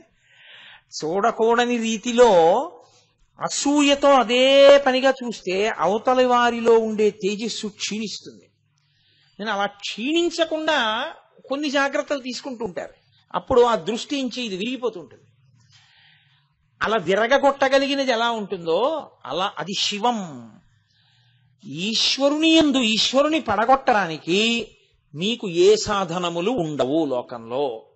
మీకు బాహ్యంలో ఎవరినైనా పడగొట్టడానికి ఏవైనా ఉంటాయేమో, కానీ లోకంలో ఈశ్వరుణ్ణి పడగొట్టడానికి మాత్రం ఏదీ లేదు. అందుకే సనాతన ధర్మంలో ఈశ్వరుడే చచ్చిపోవడం అనేది ఎప్పుడూ ఉండదు.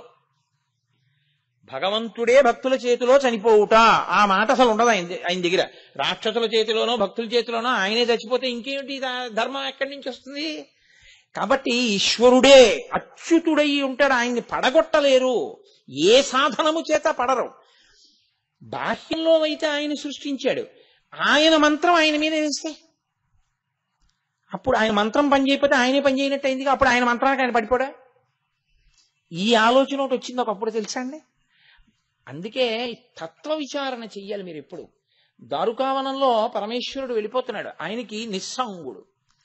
ఆయన అందం వాళ్ళ భార్యల్ని పాడు చేస్తుందేమో అని ఋషులు అనుకున్నారు. ఎప్పుడూ వైక్లభ్యము లేని జ్ఞానం ఉండడం అంటే చాలా కష్టం. ఋషులకు కూడా భ్రంశం అవుతుంటుంది అప్పుడప్పుడు.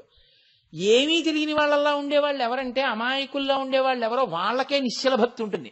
అన్నీ తెలిసిన వాడికి అమావాస్య మరణం, ఏమీ తెలియని వాడికి ఏకాదశి మరణం అంటారు. అందుకే భాగవతంలో కూడా ఇలాంటి ఘట్టం ఉంటుంది. ఋషిపత్నులు కృష్ణుడికి అన్నం తెచ్చి పెట్టుట అని. కంసుడికి భయపడి ఋషులు తేలేదు, ఋషిపత్నులు తీసుకొచ్చి పెట్టారు. పెడితే మోక్షం పొందారు వాళ్ళు. అలాగే దారుకావనంలో పరమశివుడు వెడుతుంటే ఋషిపత్నులు ఆయన వెంట వెళ్ళారు. ఋషులకు ఆగ్రహం వచ్చింది, అదేమిటి ఈయన మా పత్నులు ఆయన వెంట వెడుతున్నారని. ఆగ్రహం వచ్చి వెంటనే పరమేశ్వరుణ్ణి నిర్జించాలని బాహ్య సాధనములు కొన్ని వేశారు ఆయన మీదకి. ఒక ఇనప శూలాన్ని వేశారు, ఆయన దాన్ని వంచిలా పట్టుకున్నాడు.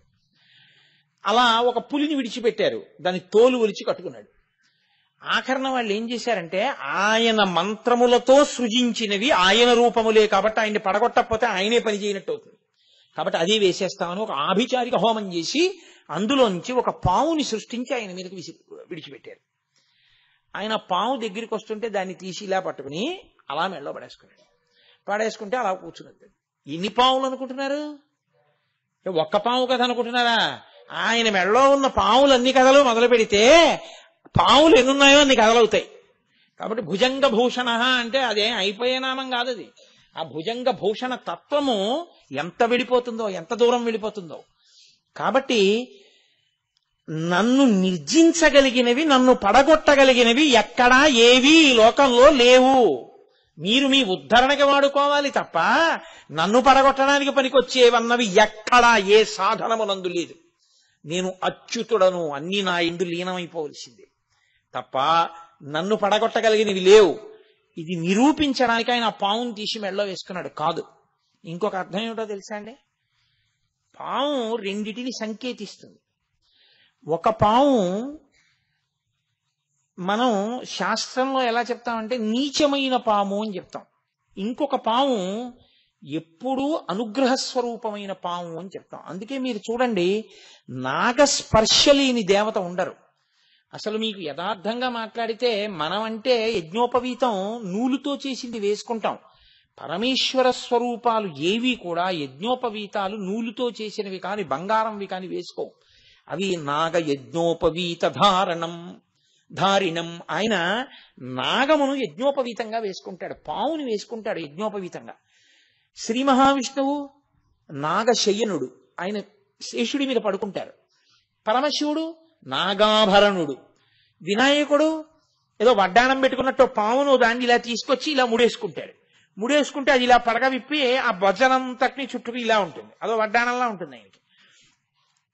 మీరు ఎవరిని చూడండి, ప్రతి వాళ్ళకి నాగము ఆభరణమై ఉంటుంది, నాగాభరణము ఉండి తీరుతుంది. అసలు ఇంకా మాట్లాడితే నాగాభరణాలు పెట్టుకున్నారని శ్రీ మహావిష్ణువు ఈ పక్కన పెట్టుకున్న వాటికి ఇలా పడగలు పట్టుంటాయి, నాగాభరణం పెట్టుకున్నాడంటారు. అందుకే చంద్రశేఖర భారతీ స్వామి వారి దగ్గరికి కొంతమంది వెళితే ఆయన అందరినీ పేర్లు అడిగితే చెప్పారు. ఒక ఆయన వీళ్ళందరూ వెళ్ళిపోయాక చెప్తానన్నారు.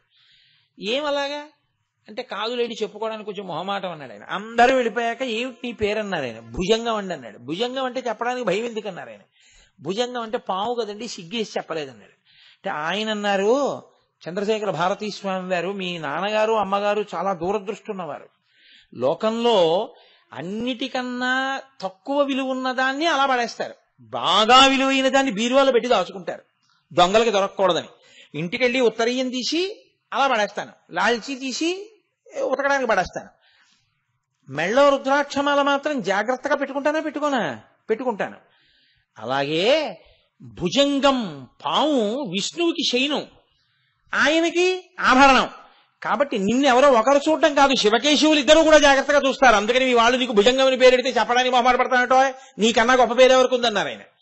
నువ్వు చూసే దృష్టికోణంలో ఉంటుంది భక్తి అన్నది. కాబట్టి ఒక పాము ఎప్పుడూ పాడు చేస్తుంటుంది. ఏది ఆ పాము అంటే దేవతలలోనే ఉండేటటువంటి దేవతా స్వరూపం రోహిణీ శక్తి అంటారు. ఆవిడేం చేస్తుందంటే మనం తిన్నటువంటి ఆహారంలో అత్యంత సూక్ష్మతమైనటువంటి దాన్ని చాలా తక్కువ అంత శక్తివంతంగా మార్చి శరీరంలో తేజస్సుగా తయారు చేస్తుంది ఆవిడ. అధోముఖంగా పాడు చేసే పాము అన్న దానికి అర్థం ఏమిటో తెలుసా అండి? ఆ పాము అది తల ముందు లోపలికి పెట్టి పుట్టలోకి వెళ్ళిపోయే పాము అనమాట. అది ఏం చేస్తుందంటే ఆ తేజస్సుని లౌకికమైనటువంటి స్త్రీ పురుష సంబంధమైన కామము కల్పించి విశేష కామము వలన అర్థం పర్థం లేకుండా శరీరంలో ఉన్న తేజస్సు నిరంతరం క్షయమైపోయేటట్టుగా చేస్తుంది. దాని వలన తేజోహీనుడై ప్రాణశక్తి గ్రసించబడి ఓజోశక్తి పెరగక, జ్ఞాపక శక్తి ఉండక, విషయాలని ధారణ చెయ్యలేక, ఆసన శుద్ధితో కూర్చోలేక, ఈశ్వరుడు యందు జ్ఞాననేత్రము తెరవలేక ధ్యాన శక్తి నశించిపోతూ ఉంటుంది. దాని వలన ఈశ్వరుణ్ణి చేరలేడు. ఇంకొకటి ఊర్ధ్వముఖ చలనం చేస్తుంది, అది పైకెక్కుతుంది. దాని మంత్ర రహస్యాన్ని బహిరంగ వేదికల మీద చెప్పేది కాదు, అది ఆ కుండలి యోగం గురించి. అది ఆ పాము ఓజోశక్తిగా మారుస్తుంది, తేజోశక్తిని ఓజోశక్తిగా మారుస్తుంది. అది ఆ ఓజస్సుగా మార్చగలిగింది ఈశ్వరుడికి దగ్గర చేసేస్తుంటుంది. కాబట్టి ఇప్పుడు పైకెత్తగలిగిన పాము ఒకటి, పడగొట్టగలిగిన పాము ఒకటి. ఈశ్వరుడు కింద పడిన దాన్ని ఎత్తి పైనేసుకున్నాడు. అంటే పాడైపోతున్న నువ్వు నీ ఇంద్రియములను నువ్వు అదుపు చేసుకోలేకపోతే ఈశ్వరుడు యొక్క పాదములు పట్టుకని ప్రార్థన చేస్తే శ్రీ శర్వాణి నిజంకమందునగుచుంజెన్నొందలంబోదరుండీశా దక్షిణ శక్తి దేహమున తానింపారియుండంగ రాత్రీషుండుత్తమ దేహములందు వెలుగుల్ రంజిల్లగా నొప్పునో కాశీనాథయ సంగవేడతను నా కామ్యార్థముల్ వేట్కతో అని నువ్వు పరమేశ్వరుణ్ణి ప్రార్థన చేస్తే ఆయన ఎత్తి మెడలో వేసుకుంటాడు. మెడలో వేసుకుంటే అప్పుడు నువ్వు సంతోషంగా పైన పడగ విప్పి నిలబడగలుగుతావు. ఈ తేజోశక్తిని ఓజోశక్తిగా మార్చగలిగినటువంటి స్థితిని ఇయ్యగలవాడను నేను అని చెప్పడానికి ఆయన భుజంగభూషణుడై ఉంటాడు. ఇన్నిటిని చెప్పడం భుజంగ భూషణ అన్న మాట వెనక ఉండేటటువంటి నామం వెనక ఉండేటటువంటి రహస్యం. ఈ భుజంగ భూషణుడైన వాడు, సరే అక్కడ వరకు వినండి చాలు, మీరు ప్రాజ్ఞులు, మీకు ఎన్నో తెలుసు, నేనేదో చెప్తానంతే. కాబట్టి ఆ భుజంగ భూషణుడు రుద్రుడు. రుద్రుడు అన్న మాట చాలా జాగ్రత్తగా మీరు అర్థం చేసుకోవాలి. ఎందుకంటే యజుర్వేదంలో అసలు ఆ అధ్యాయానికి పేరే రుద్రాధ్యాయము. రుద్రాధ్యాయము అని పేరు. ఆ అభిషేక మంత్రాలకి నమ్మక చమకాలు రెండింటినీ కలిపి రుద్రాధ్యాయం అంటారు. రుద్ర అంటే చాలా మంది ఏమనుకుంటారంటే చాలా కోపం ఉన్నవాడు. కాదు. రుత్ అన్న మాటకు అర్థం ఏమిటో తెలుసా అండి? ప్రతిబంధకము అని అర్థం. ఓ కమండలంలో నీళ్లు పోసుకుని మీరు ఇలా అభిషేకం చేస్తున్నారనుకోండి, ఓ చిగురుటాకు ఉండిపోయి అది కమండల ద్వారం దగ్గర అడ్డుగా పడిపోయింది అనుకోండి, ఇంకా నీళ్లు వెళ్ళవు, అభిషేక ప్రక్రియకి అంతరాయం వస్తుంది. అప్పుడు మీరు ఏం చేయాలంటే నీళ్లు ఇలా అన్నారనుకోండి, నీళ్లు వెనక్కి ఎడతాయి, చిగురుటాకు మాత్రం ద్వారానికి అలాగే మూసుకుని ఉంటుంది అంటుకుని. మళ్ళీ వీళ్ళు ఇలా అన్నారనుకోండి, మళ్ళీ నీళ్లు పడవు. ఇప్పుడు మీరు దాన్ని ఇలా ఇలా అన్నారనుకోండి, నీళ్లు బయటకు వస్తాయి, చిగురుటాకు రాదు. మీరేం చేయాలి? ఆ కమండలం అలా పెట్టి లోపలికి చూసి ఒక్కసారి ఏదో నిర్మాల్యానికి ఉన్న తొడిమి తీసి ఆ తొడిమితో ఇలా అన్నారనుకోండి, అది నీటిలోకి వచ్చి తేలుతుంది. ఇప్పుడు ఆ కాడతో ఇలా పట్టుకుని పైకెత్తి ఇలా పక్కన పడేసి ఇప్పుడు అభిషేకం చేశారనుకోండి, ఉండవలసినవి ఉంటాయి, పోవలసింది పోతుంది కాదు. దాన్ని రుత్ అంటారు శాస్త్రంలో. రుత్ అంటే ప్రతిబంధకము, ఈశ్వరుని చేరుటకు అడ్డుపడుట. ఈ చేరడానికి అడ్డుపడేది ఏదో తెలుసా అండి? అధర్మమే. మీ నడవడే అడ్డుపడిపోతుంది, ఈశ్వరుణ్ణి చేరనివ్వదు, ఈశ్వరుడికి దూరం చేసేస్తుంటుంది. నడిచాను చేస్తున్నానని ఆయన అనుకుంటాడు. ఆయన దేనికి దూరం అయిపోతాడంటే ఈశ్వరుడికి దూరంగా నడుస్తుంటాడు. ఇప్పుడు మీరు చూడండి, కారు రివర్స్ గేర్ వేసినా కూడా 80 కిలోమీటర్స్ స్పీడ్లో వెళ్తుంది తెలుసా అండి? నేను ఎందుకంటే ఒకనకొకప్పుడు ఒక ఊళ్ళో ఓ సందులోకి వెళ్ళబోయే కారులో ఓ సందులోకి వెళ్ళా. నేను వెళ్ళలేదు, ఆ డ్రైవర్ తీసుకెళ్లాడు. అయినా నాకు తెలీదు, ఆ సందులోకి వెళ్ళిపోయాం. నిర్మానుష్యం ఆ సందు, చక్కటి సిమెంట్ రోడ్డు. అలా అది పక్కన రెండు పక్కల పెద్ద దొడ్లు గడ్డిమావులతోటి, కాబట్టి ఇళ్ళులో ఎవరు జనం వచ్చే అవకాశం లేదు, గోడే ఉందంతే. బాగా లోపలికి వెళ్ళిపోయి ఇక్కడేనా అండి బలానా దేవాలయం అంటే వాళ్ళన్నారు కాదు, ఆ ముందు సందులోనండి, మళ్ళీ వెనక్కి వెళ్ళిపోయి అలా తిరగండి అన్నారు. అది మళ్ళీ కారు ఇలా తిప్పుకోవడానికి అవకాశం లేదు అక్కడ. అతను ఏం చేశాడంటే ఇంత దూరం కూడా వెనక్కి, నేను అప్పుడే రివర్స్ గేర్లో ఇంత స్పీడ్ వెళ్ళొచ్చు అనమాట అనుకున్నాను. ఒక 50-60 కిలోమీటర్ల వేగంతో వచ్చేసాడు వెనక్కి. వచ్చేస్తే క్షణంలో వెనక్కి వచ్చి మళ్ళీ తిరిగాడు. అలా వెనక్కి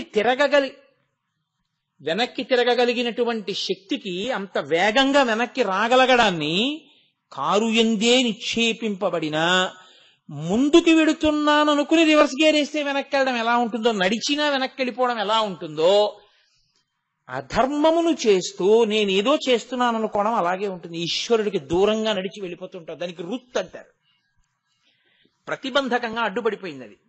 ఇప్పుడు ఈ రుత్తుని ఏం చేస్తాడంటే, తాం భక్తానాం ద్రావయతీతి ఇది రుద్ర, తాం భక్తేభ్యో ద్రావయతీతి ఇది రుద్ర. నీ అంత నువ్వు దిద్దుకోవడం చేత కాకపోయినా నువ్వు శివుడి కాళ్ళు బాగా పట్టుకుంటే ఈ ప్రతిబంధకాన్ని ఆయన తీసేస్తాడు. తీసేసి ఎటు నడవాలో నీకు నేర్పేస్తాడు. ఇది సాధారణంగా ఆయన గురుస్వరూపంగా చేస్తాడు. ఎందుకంటే బోధ జరగాలి కదా. మరి ఎలా చెయ్యాలి ఆయన? ఒకటి ప్రచోదనంతో చెయ్యాలి, రెండు గురువు ద్వారా చెయ్యాలి సమాజానికి. అందుకని ఆయనే గురువుగా తిరుగుతాడు, శివాయ గురవే నమః అని. అందుకని ఇప్పుడు రుత్ తాం భక్తేభ్యో ద్రావయతీతి ఇది రుద్ర. భక్తుల యొక్క అధర్మాన్ని పోగొట్టి ఆయన భక్తులు ఈశ్వరుణ్ణి చేరే మార్గాన్ని చూపించగలిగిన వాడై ఉంటాడు. నేను రుద్ర అంటే ఎప్పుడు చంపేసేవాడు, కోపంతో ఉండేవాడని మీరు అనుకోకూడదు. లేకపోతే రుద్రాభిషేకం ఎందుకండి? ఏ తప్పు చేయకపోయినా, ఏ కోరిక లేకపోయినా అభిషేకం నిరంతరం ఎందుకు చేస్తారు? అధర్మం అడ్డుపడిపోయి నేను చెడిపోకుండా నన్ను రక్షిస్తూ ఉండమని అభిషేకం చేస్తూ ఉంటారు. కాబట్టి ఆయన అలా కాపాడగలిగిన వాడు కాదు. వృత్యా ధర్మాన్ అవలోకయతి ప్రాపయతి ఇతివా రుద్ర. వృత్యా అంటే వాక్కు, వాక్కు చేత అవలోకయతి ప్రాపయతీతి, ఆయన మీకు బోధ చేసి ఆ బోధని మీరు ఆచరించడం వల్ల సంతృప్తి చెంది తాను మిమ్మల్ని పొందేస్తాడు, లేదా మీరు ఆయన్ని పొందే శక్తిని మీకు ఇచ్చేస్తాడు. అలా ఇవ్వగలిగిన వాడు కాబట్టి ఆయన రుద్రః కాదు, ఘోర రూపంతో ఉంటాడు ఆయన. అదే పనిగా అధర్మం చేసేవాడి పట్ల ఘోర రూపుడై పాప ఫలితాన్ని ఇస్తాడు, అప్పుడు పడగొడతాడు, అప్పుడు రుద్రః. అందుకే ఆయనదే ఘోర రూపం, ఆయనదే శివస్వరూపం. అఘోరేభ్యో దఘోరేభ్యో ఘోర ఘోరధరిభ్యః సర్వేభ్యః సర్వసర్వేభ్యో నమస్తేస్తు రుద్రరూపేభ్యః. ఆయనే శివ, ఆయనే ఘోర రూపం, ఆయనే శివస్వరూపం. ఎలా అవుతాడు అంటే పాప ఫలితాన్ని ఆయన ఇస్తున్నప్పుడు నీలో ఒక మార్పు రావాలి. ఏదో చేసి ఉండకపోతే నాకు ఇంత దుఃఖం రాదు, ఎంత తప్పు చేస్తే ఈ దుఃఖం వచ్చిందో కాబట్టి భరించలేను ఈ దుఃఖాన్ని అనుకుంటే నేను ఇక నుంచి తప్పులు చెయ్యవద్దు అన్న మార్పు వచ్చిందనుకోండి, అది శివానుగ్రహం. నాకు ఈశ్వరుడు ఏం చేశాడండి అని శివుడి కాళ్ళు వదిలేసావనుకో, నీకు ఆసురీ ప్రవృత్తి బాగా ఉంది అని గుర్తు, ఇంకా చెడిపోవడానికి సిద్ధపడ్డాడు అని గుర్తు. అందుకే దుఃఖం వచ్చినప్పుడే భగవంతుణ్ణి గట్టిగా పట్టుకోవాలి. రెండో విచిత్రం ఏమిటో తెలుసా అండి, అసలు భగవంతుణ్ణి బాగా పట్టుకోవడానికి అవకాశం దుఃఖం ఉంటేనే. అందుకే కుంతీదేవి అంది, నాకు అసలు సుఖం వద్దు, దుఃఖమే ఇయ్యండి. దుఃఖమే ఇస్తే నిన్ను బాగా పట్టుకుంటాను, అంతకన్నా కావలసిందే ఉంది. దుఃఖం ఉంటే ఉంది, నిన్ను పట్టుకుంటానుగా, దుఃఖం ఇస్తూ ఉన్నది. ఆ కోణంలో విచారణ వచ్చిందనుకోండి, జీవిత గమనం వేరుగా ఉంటుంది. అసలు అలా విచారణ రాలేదనుకోండి, ఎప్పుడూ ఒకటే అడుగుతుంటే సుఖం కావాలి, సుఖం కావాలి, సుఖం కావాలి, సుఖం కావాలి. సుఖం కావడానికి పుణ్యం ఒకటే చేసావా? పోనీ ఇప్పుడు చేస్తున్నావా పుణ్యం ఒకటే? చేయట్లా పాపం, మరి ఎవరు అనుభవిస్తారు? అనుభవించాలి. కాబట్టి ఈశ్వరా నేను పాపము చేయకుండా ఉండాలి ఆయనకి చెప్పి నీ నడుబడిని నియంత్రించమని ఆయన అడుగు, అప్పుడు ఆయన నీ నడవడిని నియంత్రిస్తాడు. అది శరణాగతిలోకి ఎడుతుంది. కాబట్టి ఆయన లోకమునకు ధర్మాన్ని చెప్తూ ఉంటాడు.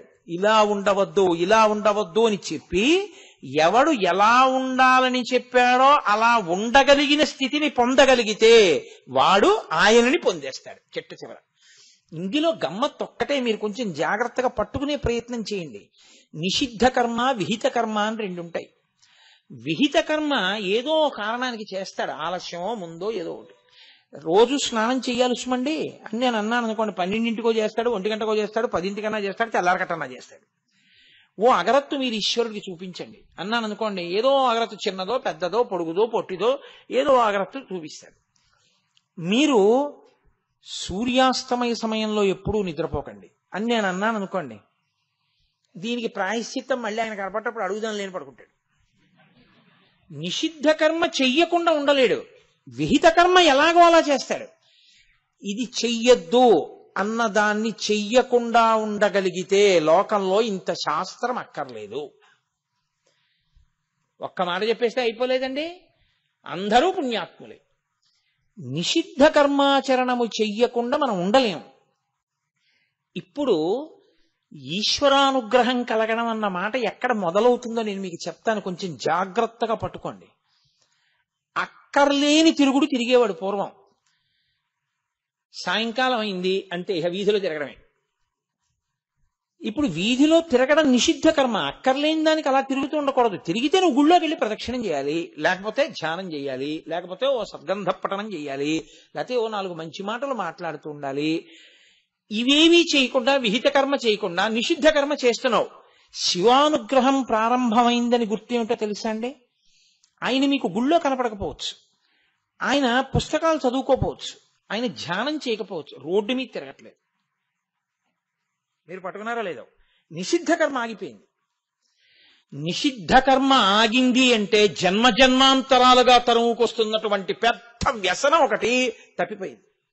అసలు ముందు ఈశ్వరానుగ్రహాన్ని పొందుతున్నాడు అని గుర్తు ఏమిటంటే నిషిద్ధ కర్మ ఆగుతుంది. విహిత కర్మ ఏం చేస్తుందో తెలుసా అండి? ఉత్తినే ఉండలేడు. కాబట్టి ఏం చేస్తాడంటే ఇది మొదలెడతాడు. అప్పుడు దీని ఎందు ప్రీతి రావడం, అలా చేయడం, ఈశ్వరుణ్ణి పొందడం మార్గం ఒకటి వచ్చేస్తుంది. ఉత్తర జన్మలు పాడైపో. లేకపోతే ఏమవుతుందంటే నిషిద్ధ కర్మ వల్ల ఉత్తర జన్మలు నశించిపోతాయి, పాడైపోయి తిరియక్కైపోతాడు. అయిపోకుండా కాపాడుతుంటాడు, అది రుద్రుడు అన్న మాటకు అర్థం. నువ్వు ఆయన కాళ్ళు పట్టుకుంటే, నువ్వు ఆయనకి నమస్కారం చేస్తే, ఆయన దగ్గరికి వెళ్ళి చెప్పుకుంటే ఆయన నిషిద్ధ కర్మని భంజించగలిగిన శక్తి నీకు ఇచ్చేస్తాడు. అంతే, నీకు ఉద్ధరణ మొదలైపోయిందండి. మీరు ఒక్కటే గుర్తుపెట్టుకోండి, ఇటువైపు వెడితే శ్రీశైలం వస్తుంది, ఇటువైపు వెడితే మళ్ళీ కాకినాడ వెళ్ళిపోతారు. మీరు శ్రీశైలం వెళ్ళాలి, కాకినాడ నుంచి బయలుదేరి ఇలా వెళ్ళిపోతున్నారు. ఇలా వెళ్ళిపోతే శ్రీశైలం వెళ్ళాలి. పొరపాటున ఎక్కడో ఆగి కాసేపు విశ్రాంతి తీసుకుని అటు తిరిగి ఇటు తిరిగి తిరగడంలో, ఏదో సందులోకి వెళ్ళి తిరిగి రావడంలో ఏమైందంటే వెనక్కి వచ్చి, నేను ఒకసారి అలాగే చేశాను. ధర్మస్థలిలో మోహన్ రావు ఇక్కడే ఉన్నారు, మేము ఆయన కలిసి సాయంకాలం 6 గంటలకి కార్యక్రమం శృంగేరి వెళదామని, రాత్రి 9కో 10కో మేము మళ్ళీ ధర్మస్థలం వచ్చేసాం. అంటే మేము ఏ రోడ్డు మీద వెళ్ళామన్నమాట, కొంత దూరం శృంగేరి వైపుకి వెళ్ళి మళ్ళీ ధర్మస్థలం వచ్చే రోడ్డు ఎక్కేసి వెనక్కి వచ్చేసాం అనమాట. వెనక్కి వచ్చేయడం నిషిద్ధ కర్మ. కనీసంలో కనీసం అరే మళ్ళీ ధర్మస్థలం వైపు వెళ్ళిపోతున్నామని మనం ఆగేమనుకోండి, ఇంత వెనక్కి వెళ్ళావుగా, దారి ఎక్కడ తప్పావో అక్కడ దిద్దుకుంటావు. అసలు ఆగకుండా అదే పనిగా వెనక్కి వెళ్ళిపోతే స్పీడ్గా శృంగేరి వెళ్ళిపోతున్నారు అంటే, అలా వెళ్లకుండా ఆగితే చాలు, కొంత నీకు కలిసి వస్తుంది. నిషిద్ధ కర్మని చెయ్యకుండా ఉండగలిగిన బలం వస్తే చాలు, వాడు ధన్యుడు. అలాంటి బలం ఎక్కడ మొదలవుతుందో తెలుసా అండి? రుద్రానుగ్రహంగానే మొదలవుతుంది. అందుకే ఏ నక్షత్రంలో పుట్టాడని చూడకూడదు. పిల్లాడో పిల్లో పుట్టగానే రుద్రాభిషేకాలు జరగాలి. ఎందుకంటే వాళ్ళు దారి తప్పిపోకుండా రక్షించమని ఈశ్వరుణ్ణి అడగాలి. పనికి మాలిన ఖర్చు అంతా ఎంతైనా పెట్టేసి ఈ నక్షత్రంలో పుడితే ఏమీ చేయించక్కర్లేదా అని అడగకూడదు. ఏమీ చేయించొద్దని చెప్పినా నీ మోహం నేను రుద్రాభిషేకం చేయిస్తానని చెప్పాలి. చెప్పి చేయించుకోవాలి నువ్వు 4 మాటలు. నీ పిల్లల మీద పేరు మీద నీ పేరు మీద అభిషేకం జరుగుతూ ఉండాలి. అభిషేకం జరగకపోతే ఎలా వస్తుంది నీకు అసలు నిషిద్ధ కర్మని బంధించగలిగిన శక్తి? కాబట్టి ఇది ఈశ్వరానుగ్రహం. తర్వాత విహిత కర్మాచరణం వైపుకి ఒక్క మాట చెప్పిన ఉపన్యాసం పూర్తి చేసేస్తాను ఇవాళ. ధర్మం నడవడమే, ధర్మం పట్టుకోవడమే. ఇప్పుడు ధర్మం పట్టుకోవడం అంటే ఒక్క మాట చెప్పి వెళ్ళిపోతానన్నావు. ధర్మం అంటే స్నానం చేయడమా, పూజ చేయడమా, ఏం చేయడం? మనుష్యులకు సంబంధించినంత వరకు పరమధర్మం ఏమిటో తెలుసా అండి? మీ బాధ ఏదో దాన్ని ఇతరుల యందు కూడా మీరు చూసి ఆ బాధ తీర్చడానికి మీకున్నది మీరు ఇవ్వగలిగిన ప్రజ్ఞ మీ యందు పెంచుకొనుట. ఇందులో అన్నిటికన్నా పెద్ద బాధ ఏదో తెలుసా అండి? ఆకలియే. ఆకలి తట్టుకోలేని బాధ. అన్ని దానముల కన్నా అన్నదానము మిన్నా అని ఎందుకంటారంటే, ఆ బాధ ఉంటే వాడు ఏమీ చేయలేడు. పట్టెడన్నం నువ్వు పెట్టగలిగితే అంతకన్నా గొప్పది లోకంలో లేదు. కానీ దీనికి వచ్చిన పెద్ద సమస్య ఏమిటో తెలుసా అండి? ఇష్టాపూర్తములు అని మనకి శాస్త్రంలో 2 మాటలు ఉంటాయి. అన్నం పెట్టడం అంటే అన్నం పెట్టేయడం కాదు, మీరు తెలుసుకుని చెయ్యాలి. ఇష్టాపూర్తములు అంటారు. పూర్తము అన్న మాటకు అర్థం ఏంటంటే అందరి చెయ్యి పడితేనేది శ్రేష్టము అని. పూర్తము ఒక గుడి కట్టుట, శివాలయ పునర్నిర్మాణానికి నేను ఎవరికో అయ్యా నేను వచ్చి మీకు 20 రోజులు ఉపన్యాసాలు చెప్తాను, మీరు ఒక్క 10 లక్షలు ఇవ్వండి అని చెప్పి పట్టుకొచ్చి 10 లక్షలు ఇప్పించేసాను అనుకోండి, అది గొప్పదేం కాదు, ఆయన గొప్పవాడు. ఓ హుండీ పెడతాను, మనందరం తలకో చెయ్యి వేసి గుడి కట్టుకుందాం అంటే ఆ హుండీలో కొంత డబ్బు వచ్చింది అనుకోండి, అది పూర్తము. రిక్షా తొక్కేవాడి దగ్గర నుంచి కాలు మీద కాలేసుకు బతికేవాడి ద్రవ్యంతో కలిపి ఆ డబ్బు ఉంది. ఇప్పుడు ఆ డబ్బుతో గుడి వస్తోంది. అందరూ కలిపి గుడిని బతికించుకున్నారు. పూర్తం. పూర్తం ఎప్పుడు అందరం కలిసి చేయడం మంచిది. పల్లకి పట్టుకోవాలి, అందరం పల్లకి పట్టుకుంటాం. రథం లాగాలి, అందరం లాగాలి. గుడి కట్టాలి, అందరం కట్టాలి. ఉత్సవం చెయ్యాలి, అందరం కలిసి చెయ్యాలి. నీకు ఆకలేసింది, నువ్వు అక్కడికే తినాలి. అది ఇష్టం. ఇష్ట అంటే ఏమిటో తెలుసా అండి? శాస్త్ర పఠనము, అనుష్ఠానము, ఉపాసన, యజ్ఞయాగాది క్రతువులు నీ ఒక్కడివే చేస్తూ ఉండడం. ఈ 2 చేస్తే ఏమవుతుందంటే చిత్తశుద్ధి వస్తుంది. మీకు వెంటనే అది ఏదో గొప్పగా ఈశ్వరానుగ్రహాన్ని ప్రసరించేస్తుందని నేను అంటలేదు, చిత్తశుద్ధి వస్తుంది. ఈ చిత్తశుద్ధి వస్తుందన్న మాట ఎందుకంటున్నానో తెలుసా అండి? అది పాడు కూడా చేసేస్తుంది. అందుకే పెళ్లి చేసేటప్పుడు పెళ్లి కొడుకుని తీసుకొచ్చి వీడికి పిల్లనివ్వచ్చా ఇవ్వకూడదా ఎవరు చెప్పాలో తెలుసా? కన్యాదాత గారు కాదు పిల్లనిచ్చేయడానికి సిద్ధపడవలసింది, తండ్రి కాదు వీడికి పిల్లనిచ్చేయండి అని చెప్పేది. పెళ్లి కొడుక్కి స్నాతకం జరుగుతున్నప్పుడు వేదిక మీద గురువు గారు తప్పకుండా ఉండాలి. గురువు గారు ఏం చెప్తారంటే, నాయనా నువ్వు గృహస్థాశ్రమంలో పెడుతున్నావు కదా, నువ్వు 10 మందికి పెట్టి నువ్వు బతకాలి. కాబట్టి పెడతావా? సత్యం వద ధర్మం చర ధర్మాన్న ప్రమదితవ్యం. ధర్మం విషయంలో పొరపాటు పడకుండా ఉంటావా? అలాగే గురువుగారు ఉంటాను. అయితే సత్యాన్న ప్రమదితవ్యం, సత్యం విషయంలో పొరపాటు పడకుండా ఉంటావా? ఉంటాను.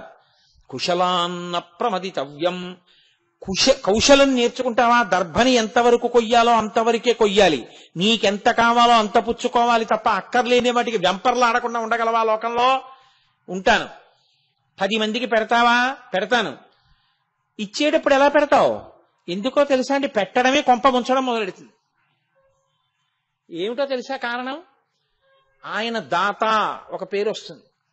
ఇప్పుడు అందరూ ఆయన్ని చూసి ఏమండం మొదలెడతారంటే, మహానుభావుడండి, ఆయన ఎన్నిచ్చాడో తెలుసా, ఆయన ఎన్నిచ్చాడో తెలుసా. పాపం ఆయన ఉద్ధరణ పొందుదామని మొదలెట్టాడు, ఈశ్వరుణ్ణి చేరుకుందామని మొదలెట్టాడు, ఈశ్వరుడి గురించి ప్రస్తావన మొదలెట్టాడు. అందరూ కలిసి ఆయనేనండి అంత ఇచ్చాడు, ఆయనేనండి అంత ఇచ్చాడు అని అస్తమానం అంటుంటే, నేనేనండి అంత ఇచ్చాను అన్నది ఆయనకు వస్తుంది. ఈ అహంకారం ఏం చేస్తుందంటే పడగొట్టేస్తుంది. ఇది పడగొట్టకుండా ఉండడానికి గృహస్థాశ్రమంలో వెళ్ళిన వాడికి ఏం చెప్తారో తెలుసా అండి? శ్రియాదేయం. నువ్వు ఇచ్చేటప్పుడు శ్రియాదేయం, హ్రియాదేయం, సంవిధాదేయం, శ్రద్ధయా దేయం, అశ్రద్ధయా అదేయం. శ్రద్ధగా ఇవ్వాలి సుమా, సిగ్గుపడుతూ ఇవ్వాలి సుమా, లజ్జతో ఇవ్వాలి సుమా, భయపడుతూ ఇవ్వాలి సుమా. ఎందుకని? మిగిలిన దేశాలకి మన దేశానికి తేడా ఎక్కడో తెలుసా అండి? పెద్ద సభ చేసి ఒకడికి ఫీజు కడుతున్నానంటే, ఫీజు కట్టే వాళ్ళందరూ కలిసి ఓ డబ్బాలో డబ్బులు వేసుకుని, ఫీజు ఎవడికి కడుతున్నారో వాడిని వచ్చి సభలో నించొమ్మని వాడికి కుర్చీ ఇవ్వకుండా వీళ్ళందరూ కుర్చీలు వేసి కూర్చుని, డబ్బు లేని పిల్లలకి కొంతమందికి ఫీజులు కడుతున్నాం, ఆ డబ్బు లేని పిల్లలారా నడిచి రండి పేరు పిలిచి, వాడు నడిచి వస్తుంటే ఇంతమంది మధ్యలో డబ్బున్న వాళ్ళమని వీళ్ళు కుర్చీల్లో కూర్చుంటే వాడిని పిలిచి వాడికి ఆ డబ్బిస్తే వాడు సంతోషంతో తీసుకుంటాడా, సిగ్గుతో చచ్చిపోతాడా? మీరు ఆలోచించండి. మనకి సనాతన ధర్మం ఏం నేర్పిందంటే, అలా డాంబికముగా ఇయ్యవద్దు. నువ్వు ఇచ్చేటప్పుడు సిగ్గుతో ఇయ్యి. ఎందుకు ఇవ్వాలి సిగ్గుతో? ఈశ్వరా, ఇది ఎవరికన్నా తెలిసిపోయిందేమో నేను ఇచ్చానని, సిగ్గుతో ఇయ్యి. ఈశ్వరా, నువ్వు నాకు ఇచ్చినంత నేను నిజంగా ఇచ్చేస్తున్నానా? సిగ్గుపడుతూ ఇయ్యి.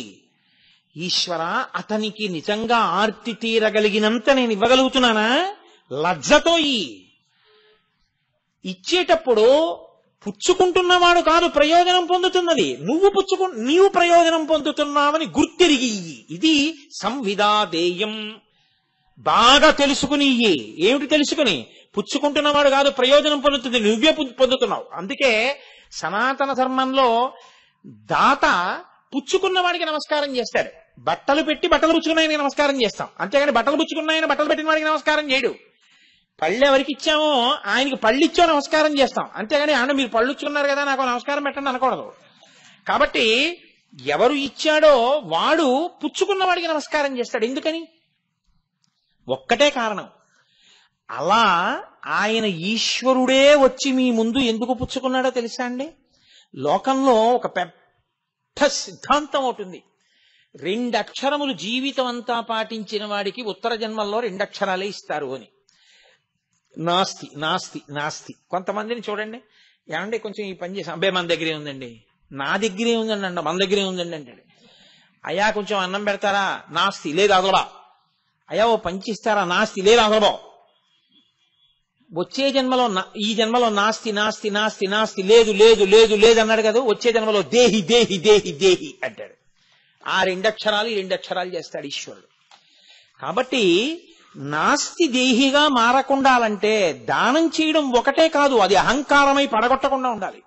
పడగొట్టకుండా ఉండాలంటే నువ్వు ఒక సంవిధాదేయం ఒకటి తెలుసుకుని చెయ్యాలి. ఇచ్చి నువ్వు ఉపకారం పొందుతున్నాను అనుకుంటున్నావు, తప్పు. ఇచ్చి ఆయన కన్నా ఎవరు పుచ్చుకుంటున్నాడో ఆయన కన్నా ఇచ్చిన నువ్వే ఉపకారాన్ని పొందుతున్నావు. ఎందుకో తెలుసా? నీ ఎదురుగుండా నీకు పుణ్యం ఇవ్వడానికి ఈశ్వరుడు ఆ రూపంలో వచ్చి తీసుకున్నాడు, ఆర్తితో ఉన్నవాడి రూపంలో. అలా పుచ్చుకున్నాడు కాబట్టి ఇక్కడ నీకున్న డబ్బు పుణ్యంగా మారింది. ఇక్కడ నీ డబ్బుని ఇక్కడే ఉంచి నువ్వు వెళ్ళిపోతే, జీవుడు వెళ్ళిపోయాడు అనుకోండి, డబ్బు ఉత్తరాధికారులు పంచుకుంటారు. నీవు పుణ్యం చేసి వెళ్ళిపోయావు, ఈ పుణ్యం నీతో వస్తుంది. ఇప్పుడు ఈ పుణ్యం నీతో వచ్చింది కాబట్టి ఉత్తర జన్మలో ఏమైంది? నువ్వు ఇలా చెయ్యి చాపక్కర్లేదు, ఇలా పెట్టే చెయ్యే అవుతుంది. ఇలా పెట్టే చెయ్యి ఎందుకైంది? ఇక్కడ నువ్వు పెడదాము అంటే పుచ్చుకునేవాడు వాడు దొరికాడు కాబట్టి. కాబట్టి ఈశ్వర నువ్వొచ్చి అలా పుచ్చుకున్నావు. కాబట్టి అందుకే బలిచక్రవర్తి దానం చేస్తే విప్రాయ ప్రకట స్వరూపాయ భవతే విష్ణు స్వరూపాయతే తత్ ప్రామాణ్య విదే త్రిపాదస్య ధరణిం దాస్యామి అంచున్ క్రియాక్షిప్రుండై ధనుజేశ్వరుండు వడుగున్ చేసాచి పూజించి బ్రహ్మప్రీతం అని ధారబోసే భువనం ఆశ్చర్యమం పొందగాన్. ఇక ఈ చేత్తో చేసిన దానం ఈ చేతికి తెలియనివ్వకండి అంటారు. మళ్ళీ అహంకారమై పడగొట్టకుండా ఉండడం కోసం ఒక్క గురువు గారికి వినా ఎక్కడా తెలియదు. ఎందుకని అంటే గురువు గారి అనుమతితో చేసిన దానం సరి అయిన దానం అవుతుంది. వద్దు అంటే గురువు గారికి ఒకటికే ఉంది అధికారం, అలా చేస్తే అది అపాత్ర దానం అవుతుందయా చెయ్యకో అని చెప్పే అధికారం. గురువు గారికి చెప్పు చేసేయి అంతే, బాస్, ఎవ్వరికీ చెప్పక్కర్లేదు.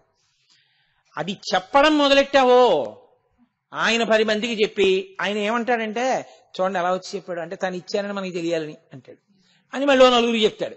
ఇంకా అక్కడి నుంచి 100 మంది వచ్చి నిన్ను అడిగితే నువ్వు 100 మందికి ఇవ్వలేవు. అప్పుడు ఇది ఎక్కడ గొడవ అని చెప్పి నాస్తి నాస్తి అంటుండాలి. నాస్తి నాస్తి ఇది కొంత దేహి దేహి అవుతుంది. ఎందుకు వచ్చిన గొడవ? ఎవరికీ తెలియకుండా దానం చేయి. అందుకని సంవిదా దేయం. మీరు పట్టుకోవలసిన విషయం ఏమిటంటే ధర్మం అంటే ఎంత జాగ్రత్తగా కట్లు వేస్తారో చూడండి. ఈ ధర్మం వైపుకి నడవడం రావాలి, అది ధర్మం అంటే. ధర్మం చేయండి బాబు అంటుంటారు. దానము ధర్మమునకు ప్రధాన భూమిక. అందున మనుష్యులకు అది ప్రధానం అండి. అందుకే బృహదారణ్యకోపనిషత్తులో ఒక విషయం చెప్తారు పెద్దవాళ్ళు. ఉపనిషత్తులోనే ఉంది ఒక విషయం. వెనకటికి దేవతలందరూ కలిసి చతుర్ముఖ బ్రహ్మగారి దగ్గరికి వెళ్ళారు. దేవతలకు తండ్రి అయినా, రాక్షసులకి తండ్రి అయినా, మనుషులకి తండ్రి అయినా ఆయనేగా. దేవతలందరూ వెళ్ళి నాన్నగారండి నాన్నగారండి మేమేం చెయ్యమని అడిగారు. దా అన్నాడు ఆయన.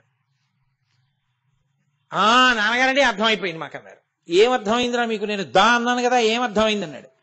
నాన్నగారండి మాకు ఆకలి ఉండదు, మాకు దాహం ఉండదు, మా శరీరాలకి వృద్ధాప్యం ఉండదు, ఎప్పుడూ యవ్వనంలో ఉంటాం, స్వర్గం నిండా భోగాలు, కాబట్టి మాకు భయం లేదు, కాబట్టి భోగాలు అనుభవిస్తూనే ఉంటాం.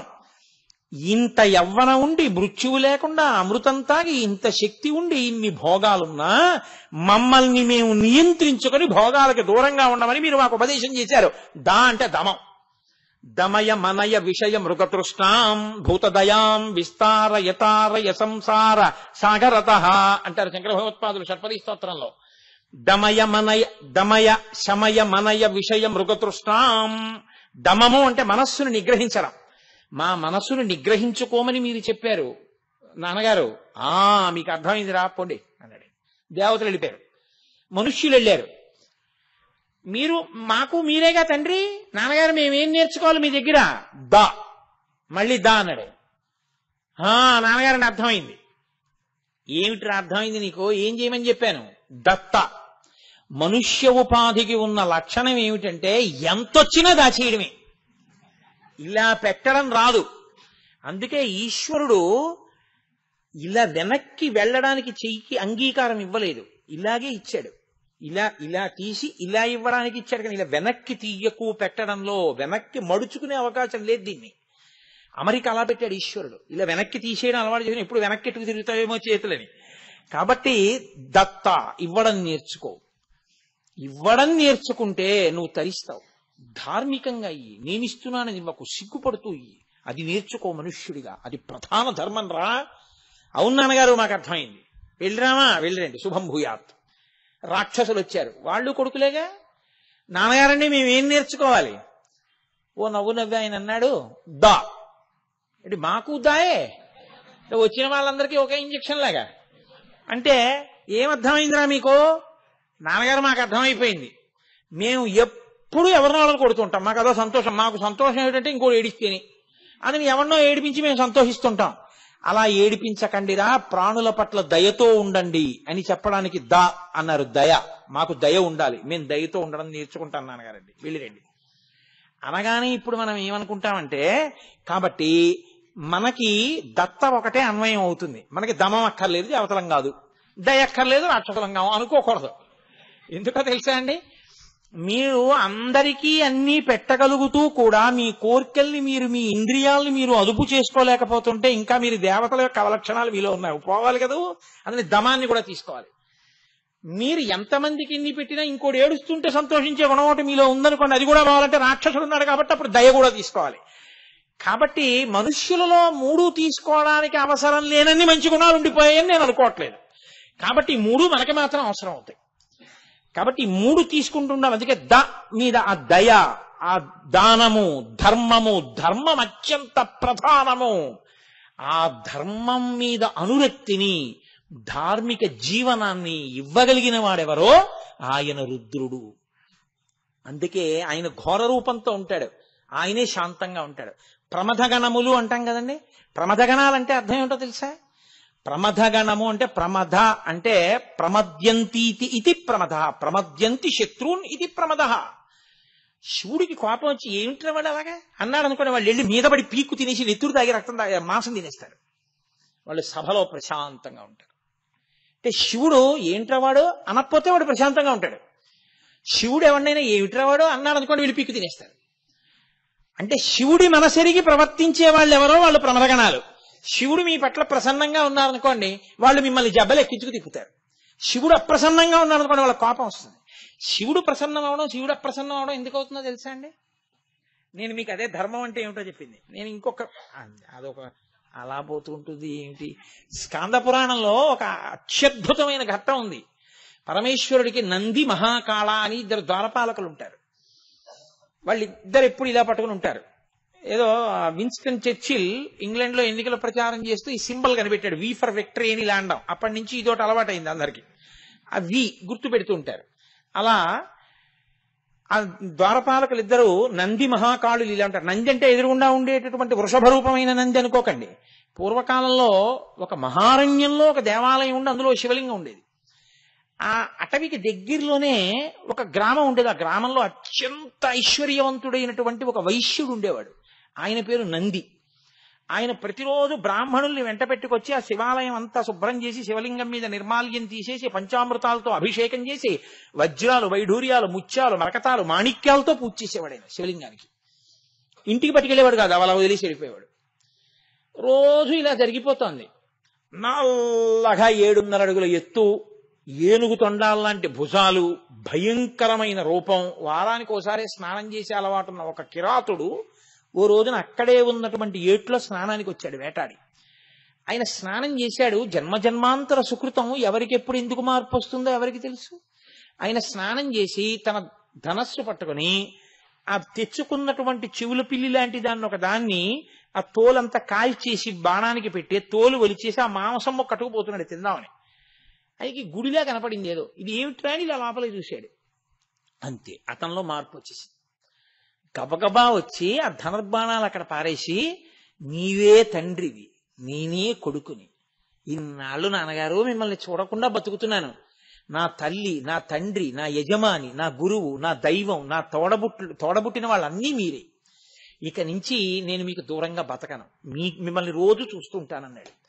అని అలా ఎందుకు అవద్దు అని ఆయన ప్రతిరోజు అరణ్యంలోకి వెళ్ళి నీళ్లు తీసుకొచ్చి శివలింగానికి అభిషేకం చేసి ఆ మణులు, మాణిక్యాలు, వజ్రాలు అన్ని పక్కకి తీసేసి ఆ తెచ్చిన మాంసం మొక్క రోజున, పళ్ళు రోజున నైవేద్యం పెట్టి, నైవేద్యం అంటే పాపం ఆయనకి ఏం తెలుసు, తినమనేవాడు, శివుడు తినేస్తుండేవాడు. మారేడు దళాలు కొన్ని తీసుకొచ్చి శివలింగం మీద వేస్తుండేవాడు. ఈ నంది ఇలా జరుగుతుండగా అకస్మాత్తుగా ఒక రోజు, అంటే ఈ నంది మహాకాలుడు పూజ చేయడం వచ్చి, ఆయన పేరు ఎవరికి తెలియదు. మహాకాలుడు అంటే యమధర్మరాజు ఎలా ఉంటాడో అలా ఉంటాడు కాబట్టి మహాకాలుడు అనేవారు ఆ కిరాతుణ్ణి, ఆ బోయేవాడిని. ఆయన ఒక రోజు గుళ్ళోకి వచ్చేటప్పటికి ఈయన పూజ మొదలెట్టిన రోజున ఈయన పూజ చేసిన వజ్రాలు, వైఢూర్యాలు అన్ని పక్కకు పోయి మారేడు దళాలు ఉన్నాయి, పైగా మాంసం మొక్కలు ఉన్నాయి అక్కడ, ఎముకలు. అతను చాలా బాధపడి ఇలా ఎందుకు జరిగింది అని పురోహితులను అడిగాడు. పురోహితులు అన్నారు, బెంగ పెట్టుకోక, ఏదో పొరపాటు జరిగింది, తెలియట్లేదు మనకి, రేపు పొద్దున్నే వెళ్ళి మనం అవన్నీ తుడిచేసి మనం పూజ చేసి అక్కడే కూర్చుందాం, ఏం జరుగుతుందో చూద్దాం అన్నారు. ఆ పురోహితుడు, ఈ నంది వైశ్యుడు ఇద్దరు అక్కడ నిలబడ్డారు, ఏం జరుగుతుందో చూద్దామని. ఈ మహాకాలుడు వస్తున్నాడు అంత దూరం నుంచి. ఆయన్ని చూసి హడిలిపోయారు ఇద్దరు. హడిలిపోయి శివలింగం తాటకి వెళ్ళి నొక్కారు. ఆయన వచ్చాడు, ఇగో తిన్నాడు, ఎలా పోసాడో అలాగే నోట్లో నీళ్లు ఉమిశాడు. ఆ రోజు పళ్ళట్టుకొచ్చాడు, అదృష్టం. ఆ పళ్ళు అక్కడ పెట్టాడు, మారేడు దళాలు వేసేశాడు.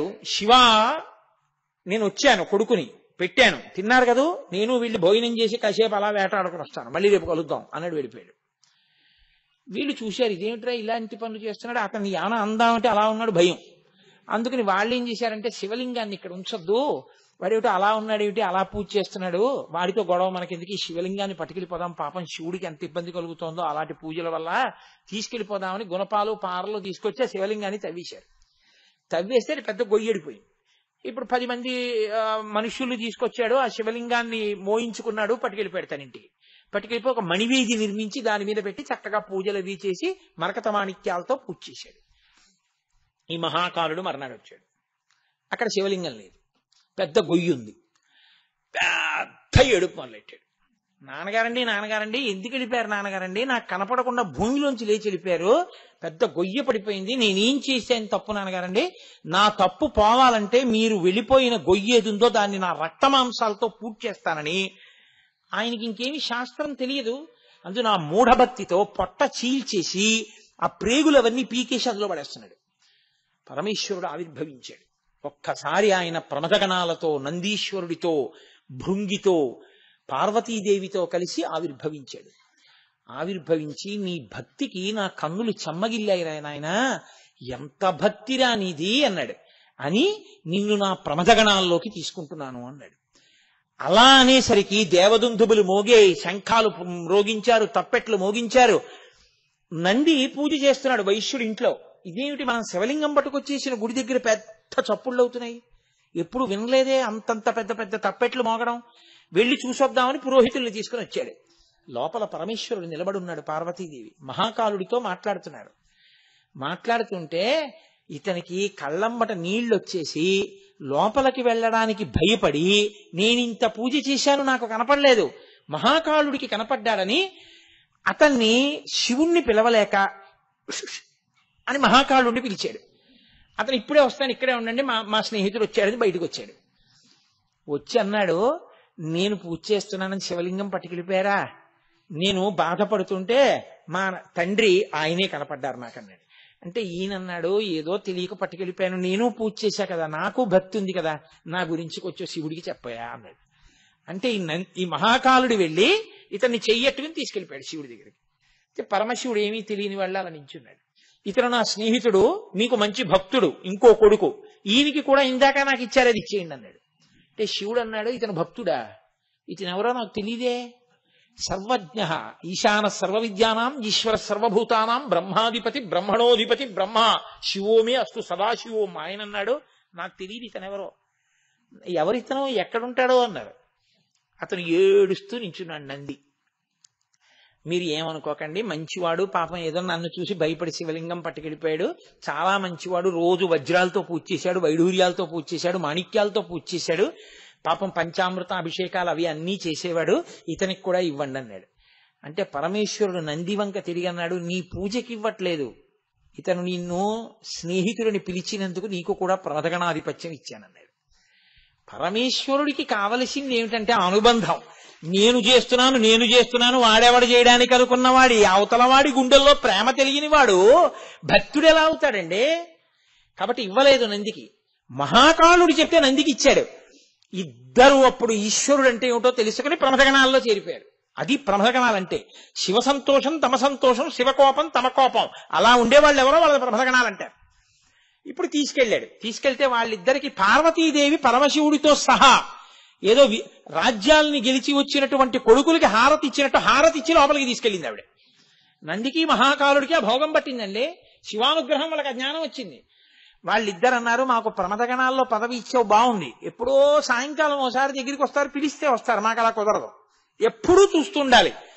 ఎవరు అడిగాడు? మహాకాలుడు అడిగాడు. నిన్నెప్పుడూ చూస్తాం, అందుకని తలుపు లోపల మేము నించుంటే తలుపేసేసి నించుంటుంటాం, నువ్వు ఎవరితోన్నా మాట్లాడాలి, అనుగ్రహించాలంటే మాకు చెప్పు, పిలవమని. తలుపు తీసి మేము బయటికి వెళ్ళి వాళ్ళని తీసుకొచ్చి నీ దగ్గరికి మళ్ళీ తలుపేసి మేము ఇలా చూస్తూ నించుంటాం నిన్ను, సరేనా అన్న. తలుపు బయట నించో, మనకే లోపల నించుంటాం.